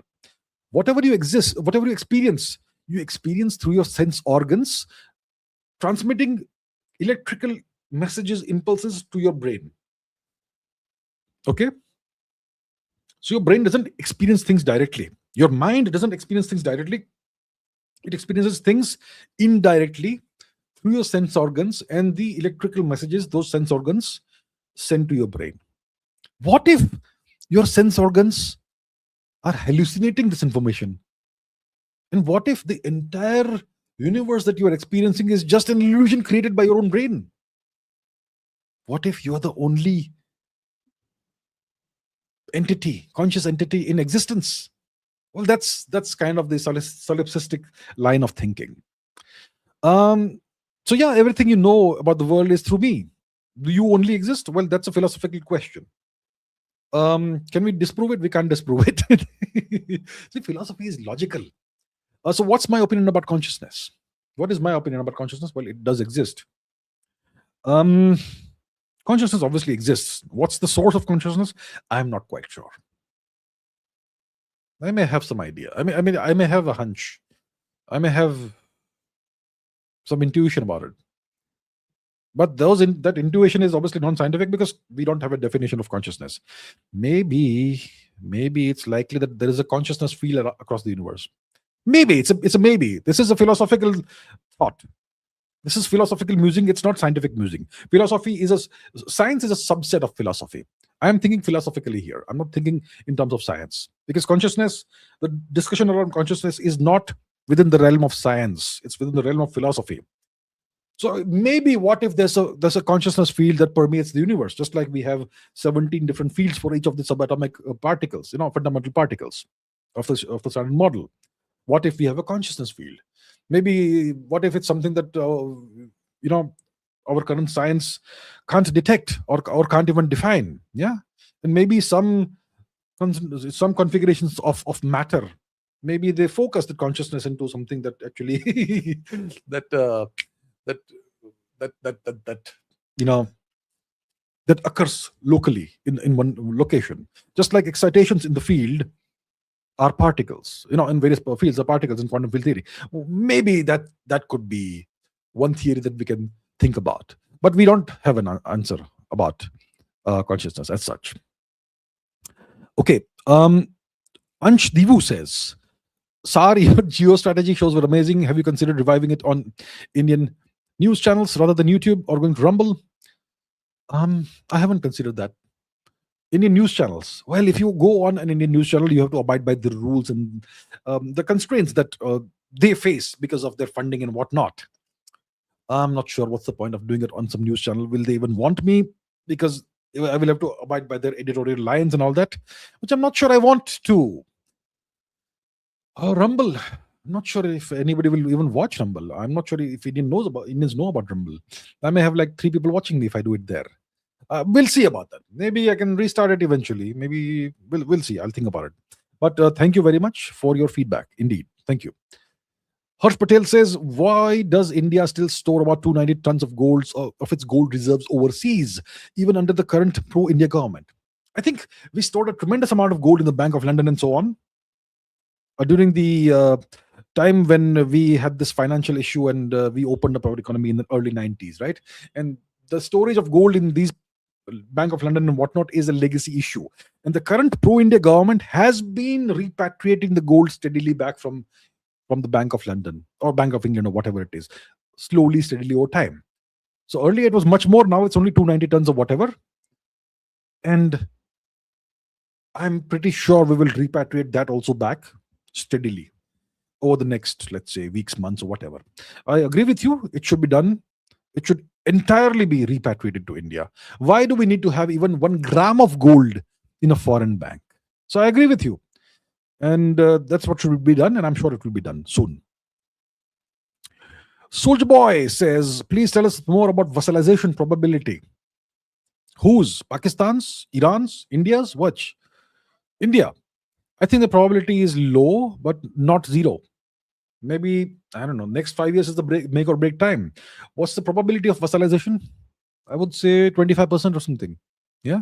And one hopes it doesn't happen, because it's going to be the make or break time for India, because the US is going to put all of its might, all of its leverage on India to attempt to vassalize India, because it doesn't want India to rise as the next China, and it wants access to the huge Indian market to plunder the hell out of us. Yeah. So Sahil Singh says, thanks for your efforts in explaining things so nicely. How to master English communication like you? How do you master playing tennis? You play tennis. You get better, little bit better every day. How do you master playing the guitar? You start as a complete beginner. You keep playing, let's say, practicing 1 hour a day. In 30 days, you're going to be way better than a beginner. You keep doing it for 3 years, you're going to be an intermediate to expert level guitarist. How do you get better at something? Not by reading about it, but by doing it, by practicing it. So if you want to master Portuguese communication, you want to master Japanese communication, you want to master the English communication, practice it. Do it every day. If you want to master becoming a good communicator in English, verbal communication, stand in front of the mirror and speak for half an hour every day. Or grab 2 or 3 of your friends, put them in chairs and speak to them half an hour every day. And every day, ask for their feedback. What have I done that can be improved? What are my strong points? What are the points that need improvement? Get the feedback, even though it's uncomfortable, and try and implement what they're saying and make things better. So that's how we do it, sir. All the best. Karthik Iyer says, your practical and sensible idea of buying Greenland by the US by paying $1 million per resident a few months back was discussed in the White House as per rumors on X. What on earth? I remember saying this many months ago. Just pay each of these residents $1 million. I think it's a practical and sensible idea. If you're the US, just pay them $1 million each. That's what, $60 million? Peanuts. or $6 billion, or whatever. There are 60,000 people in Greenland. 60,000 times 1 million, that's 60,000 million. That's 60 billion. That's nothing. The US can afford it, very, very much afford it. So was it discussed in the White House? All right. Well, glad to be of service, Sir Donald. Okay. Siddharth Singh Raj Purohit says, you are a secretive person. We don't know much about you. What's your routine? When were you born? Where do you live? Married, kids? How to meet you? Is all classified information. You see, I actually am alien invader. I am an alien. Everything about me is classified. It is not for public consumption. You see, you have to keep some sense of mystery about yourself. Oh, no. Mystery. Vipul Pawar says, is the event horizon physically real? No. See, let's say you are an astronaut and you are falling towards a black hole and you cross the event horizon. If it's a supermassive black hole, let's say, if it's a small black hole, you will know immediately before the event horizon comes that something is going wrong with you, very badly wrong with you, and very painfully wrong with you. You'll start becoming spaghettified. But if it's a big, massive, supermassive black hole, very cold, ancient one, then if you are crossing the event horizon, you won't even realize it. There is no signpost over there. Hi, you are now crossing the event horizon. Nothing like that. So it's not physically real. There is no such boundary or membrane there that you feel when you cross. Nothing. But it's very physically real in the sense that once you cross that, the escape velocity exceeds c, the speed of light, and you simply can't return. And then as you fall further towards the center of the black hole, you start experiencing not so pleasant things. And, well, there's nothing you can do once you cross the horizon. All right. Harsh Patel says, in Breaking the Mold, Raghuram Rajan argues that government should prioritize R&D or manufacturing to capture greater value, citing Apple and Foxconn. What's my opinion about this? I don't take anything Mr. Raghuram Rajan says seriously. That's my straightforward and simple opinion about anything Mr. Raghuram Rajan says. I don't take this gentleman seriously. Okay, that's it. Ritik Tyagi says, can you explain Einstein's idea that past, present, and future all exist at once? I'm not sure Einstein ever said that. Did Einstein ever say that? I don't think Einstein ever said that. Let us see if Google can tell us. Did Einstein ever say? Did Einstein say that past, present, and future all exist at once? Did Einstein say that? Good Lord. He said that. So he said that the distinction between past, present, and future is only a stubbornly persistent illusion. That seems like a wisecrack or something. Okay. A view supported by this theory of relativity, the concept of a block universe where all moments exist in unified space-time through our consciousness. Though our consciousness perceives time as fleeing, I'm not sure what Google's AI is saying over here. So in relativity, we do have, a four-dimensional universe. And one of the dimensions is time, right? Past, present, future. And there are world lines of particles and all. I'm not sure if it says that Einstein did say this, right? And we know that there's something called the simultaneity of the relativity of simultaneity, which is something that emerges out of special relativity. The relativity of simultaneity, which means that if I am sitting here and I observe two things happening simultaneously, two stars going supernova at the same time simultaneously, and you were sitting somewhere else like 20 million light years away, for you that those two events may not happen simultaneously. So from that perspective, maybe past, present, future are not exactly the same thing for everybody, depending on where you are. Do they exist all at once? Not necessarily. So I'm not sure if he was making this as a if he did say this. Google is saying it, he said that. But I'm not sure he was being entirely serious about this. Yeah, there are people, I mean, even scientists, great scientists, sometimes make jokes or make wisecracks that don't exactly are to be interpreted literally or seriously. So in relativity, you can have two events happening for one observer from their perspective simultaneously, or for another observer that may not happen simultaneously. But that doesn't necessarily mean that past, present, future all exist at once. That is not what it means. Okay, Firefly says, what does the elimination of perceived evil? No, why does the elimination of perceived evil result in simply more evil? Like you mentioned, Bengal and Egypt. Similar happened when Julius Caesar was killed. I mentioned Bengal and Egypt. The elimination of perceived evil. Okay. I mentioned Bengal. Siraj-ud-Dowla was ousted, and the Bengalis thought that Clive was the savior, but he was actually more evil. Egypt, they thought that the Persians were evil, but then Alexander ended up being more evil. Julius Caesar was killed because he was going to be the dictator, but then you had his adopted son Augustus, who became exactly what they did not want Julius Caesar to become. Is that always the case? It's not necessarily always the case. Sometimes the elimination of perceived evil is the elimination of real evil. It's not a rule of thumb that it is always like that, right? I mean, when Lord Krishna killed Kan's mama, it was genuinely the elimination of evil. The evil was perceived, but it was also real, right? So it's not always the case. It's not a rule of thumb. Sometimes it can go wrong like that. Maybe in Kali Yuga, that's what happens more often than not. Rajat says, can right-handed neutrinos be DM? Why not left-handed neutrinos? DM is dark matter. Neutrinos are not dark matter because we can detect neutrinos.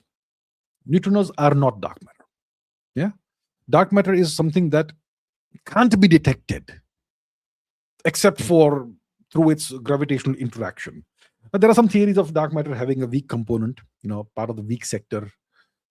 Yeah, like axions or whatever. But I don't really put too much. I personally am not a big fan of those theories. Of course, that's a personal opinion. But neutrinos are not considered to be part of dark matter. We can detect neutrinos. We have experiments, Super Kamiokande and whatnot, that do detect neutrinos. So not. Kiran Morris says India has a lot of oil and gas in Andaman and Nicobar, but Indian government doesn't make it public because US will then try to control it. We don't talk about these things. No, I know nothing about this. We do not talk about this. A. Rahul says, why ayahuasca and other cultural Indian psychedelic alternatives are illegal in India and most of the world? They have been used for spiritual purposes for ages. Ayahuasca, it's some kind of a ritual ceremony with some psychedelic ingredients that is conducted by shamans in the Amazon rainforest, right? And it causes you to have visions and have some physical things, and you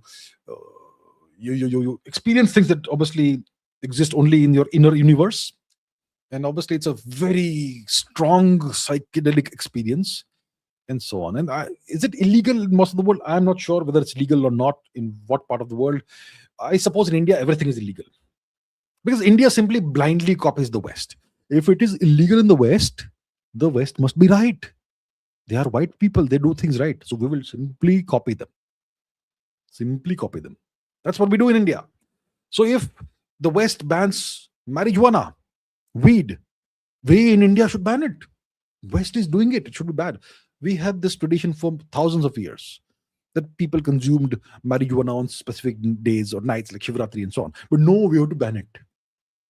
So India is a nation of slave-minded people, slave mentality. In India simply blindly copies the West in so many things. Is ayahuasca harmful to society? Is it addictive? It's not addictive. I don't think if somebody goes through that experience once, they want to go through that again. I don't think it's a very, very comfortable experience as far as what I've heard.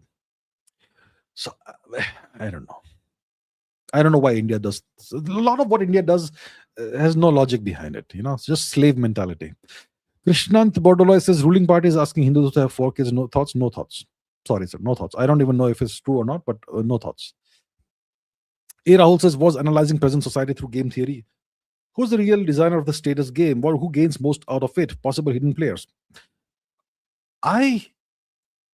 You must have tremendous mathematical skills if you can analyze society through game theory. Society has so many variables. I would imagine you need a supercomputer with incredible amounts of computing power to analyze society through game theory. I'm not sure how you're doing it. I don't know how to do it. I have some understanding of game theory. I have some actual understanding of game theory. I don't know how to analyze society through that. Maybe you can play toy games, two people, 2-person, 3-person games, and use that as a model for the larger society. Perhaps you can do it that way, reduce complex n player society to a, let's say, 3-player game or something. That sort of thing you can do. And then you can extrapolate the results to society at large, but that doesn't always work correctly, right? Um, so the question now you're asking is, who's the real designer of the status game? I think status games are inherent to human society. If you are an observer, you know, if you are a deep observer of human society and interactions, you will realize that every human interaction at some level is a status interaction. You may not see it that way. You may not believe in high status, low status, but probably the other person believes in that. Most people do. Who gains out of it? Possibly hidden players. Nah. Who gains out of it? High status players always gain compared to low status players. And why do people have high status? Because of various perceived qualities, things, etc. Maybe they've given more value to society, which gives them high status. Maybe they have things that society desires, which gives them high status. Maybe they have power, which gives them high status. Then those people always have the advantage in these games. Possible hidden players? Well, of course, there are hidden players and hidden variables and so on. But unless you explain the parameters of the game and how many players you're dealing with and what the rules are, I can't really tell you what exactly you're discussing here. If this is a game theoretic discussion. Okay. A. Rahul says, why are Indians passionate commenters, not doers? Because this is what is ingrained into us through our education system. Talk, argue, criticize, nitpick, don't do anything. Okay? If you want to have a class in physical education, you have to write essays about physical education and talk about physical education and point out flaws in the other guy's essay. But don't actually do physical education. If you want to be regarded as an expert in, let's say, Odissi dance, you need to get a PhD in Odissi dance by writing long theses about Odissi dance, not by being an actual high quality performer of Odissi dance. It's all about talk in India. The entire education system drills this inertia into your heads. All you have to do in India to be regarded as an expert in something is to talk and criticize and point out flaws and do nitpicking. Okay? Your experts can talk the most complex things, the most complicated language. Can they actually solve problems? Most of them can't. It's entirely because of the education system. Entirely because of that. Okay, Vaibhav Tombare says, I loved reading a book you had recommended, A New History of Life by Peter Ward and John Kirshivnich. Can you suggest more books which go into deep time? Don't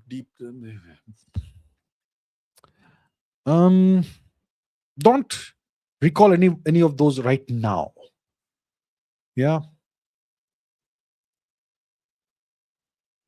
Yeah, right now I don't have any recommendations. I'll have to think about it. If I can think about something, I may post it on social media or something. Check it out. Yeah, right now I can't think of any. Sorry about that. Fast Snail says, thoughts on Scientology, inspiration from Hinduism. Scientology, inspiration from science fiction. I don't know about inspiration from Hinduism. The inspiration for Scientology seems to be entirely from 1960s and 50s science fiction. I don't see personally any inspiration from Hinduism, unless it is tangential or indirect. It's just pure science fiction the way I see it. Yeah. Abhirab Sarkar says, how do Modi or CEOs avoid burnout when busy? I don't know. How do you avoid burnout? How do you avoid burnout? What is burnout? Like, your brain is overworked and it genuinely needs a break, right? How do you avoid that? How do you avoid burnout? I suppose you do balance things that you do. So let's say, for example, if you are writing a book, you just keep on writing, get burned out, right? After writing 4 hours a day about one topic, you genuinely get burned out mentally. And if you do that for 2 months on end, every day 4 hours you write, then you might get burned out. So what do? The rest of the time, do something else totally different. Maybe play guitar, maybe go for a jog, maybe spend 1 hour lifting weights or something. Do something totally different, which is also positive, which is also constructive. So that's how you can avoid burnout. If you're a CEO, you have multiple responsibilities. So spend 2 hours on this, spend 2 hours on that, do some. So you have to simply balance things out effectively. And if you can do that properly, if you're really good at that, you will avoid burnout, I suppose. And that's what, yeah, Mr. Modi actually needs only, I believe, 4 hours of sleep. So I think he has plenty of time to balance things out. Yeah. Ritik Pawar says the Indian army has shot down a Pakistani drone. Let's find out. Yeah, let's see. Indian army Pakistani drone. The Indian army, okay. Multiple drone incursion attempts. Okay, months after operation, the Indian army opens fire on Pakistani drones. Okay, so the Pakistanis are back to their old tricks. Okay, I suppose we will deal with them. Yeah. Vipul Pawar says, are black holes optimal data compressors? We don't know what happens to the data. If it's compressed and then it's given back in its original shape and form, well, in that case, these are optimal data compressors, possibly. But what happens to the data? Is it actually destroyed? Does it come out in a completely incomprehensible and uncorrelatable form? So, can't really say if black holes are optimal data compressors. Do they just destroy the data? So let's say a photon goes in with a certain kind of polarization, or a particle goes in that has spin up. What happens to that information that it had spin up? Does it come out in some shape or form? It can come out in the shape of Hawking radiation, which is black body radiation, completely random radiation. So does it mean the data was scrambled, or is the data just simply destroyed? We don't know. I've heard people say that the black hole information paradox has been mostly resolved. I'm not sure how it has. So I can't really say that black holes are optimal data compressors.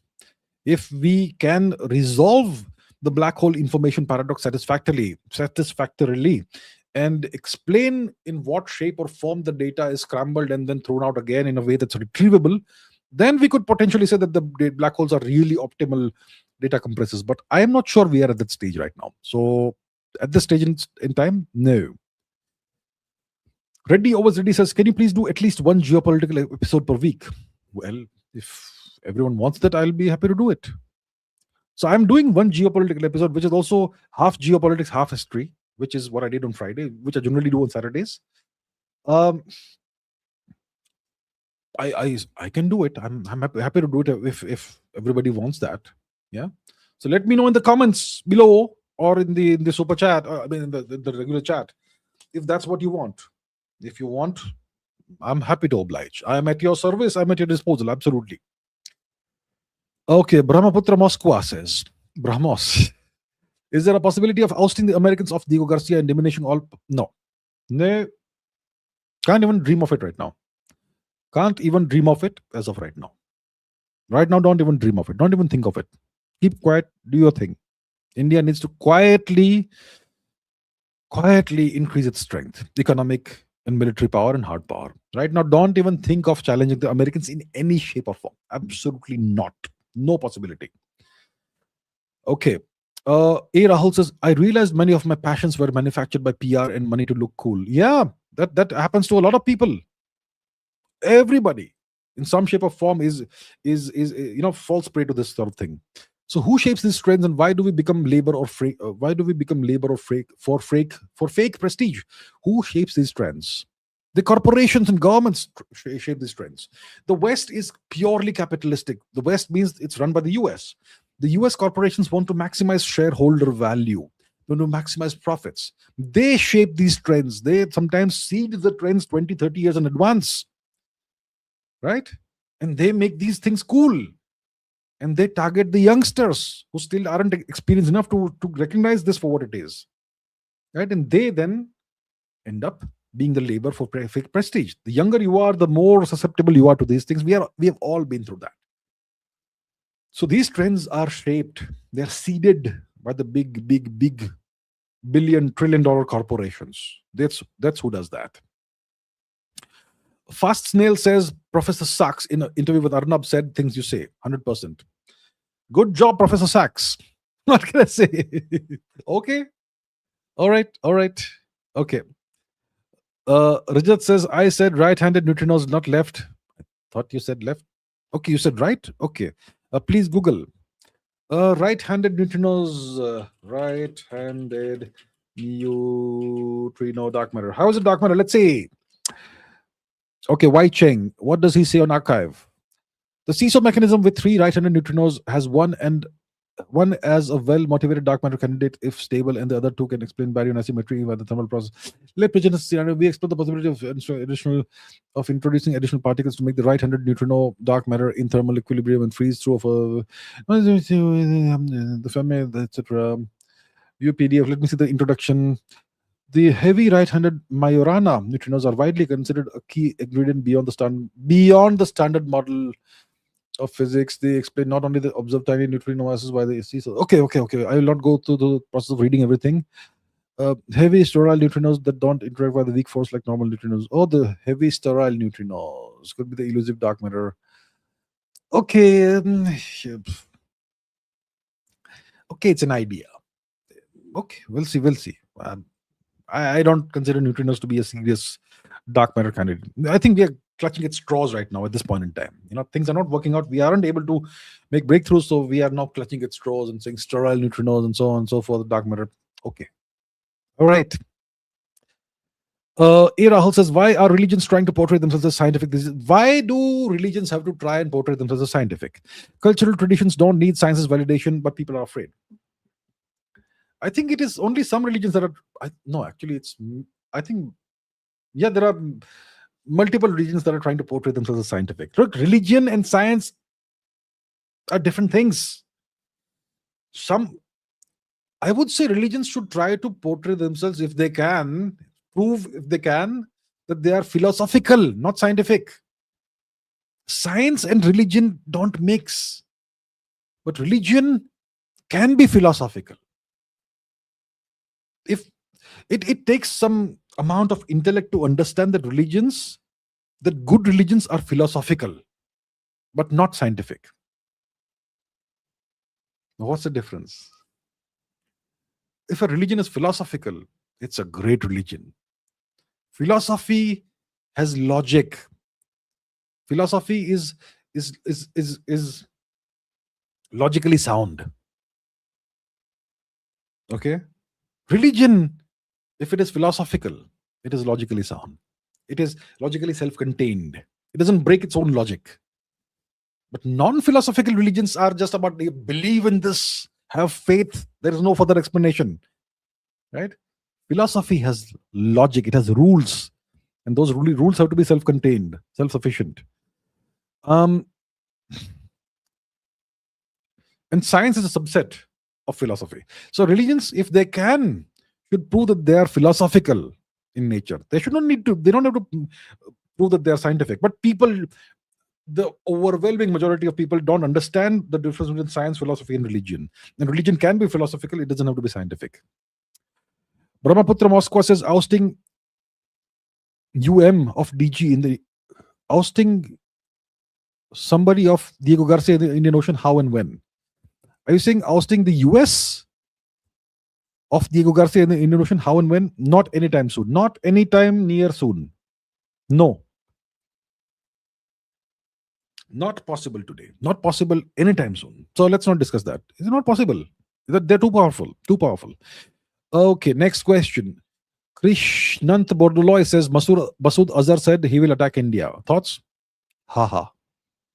Try, buddy. Try. That's all I'll say. Masood Azhar. No need to go that route. Okay. Sergeant Skylan. Hi, long time no see. Long time no see. Good to see you, Sergeant Skylon, sir or ma'am. So I suppose it's a gentleman, right? Maybe you never know this is, but yes, long time no see. Good to have you back. Good to see you. All right, that brings me to the end of today's live stream. We have almost touched 4 hours. So I herewith end this live stream, the 321st live stream of the Ask Abhijit show. Thank you so much. Thank you very much, everybody, for all your questions. Keep learning, keep asking questions, keep raising your standards. And I will see you in next week's live streams. Look forward to seeing you then. Take care.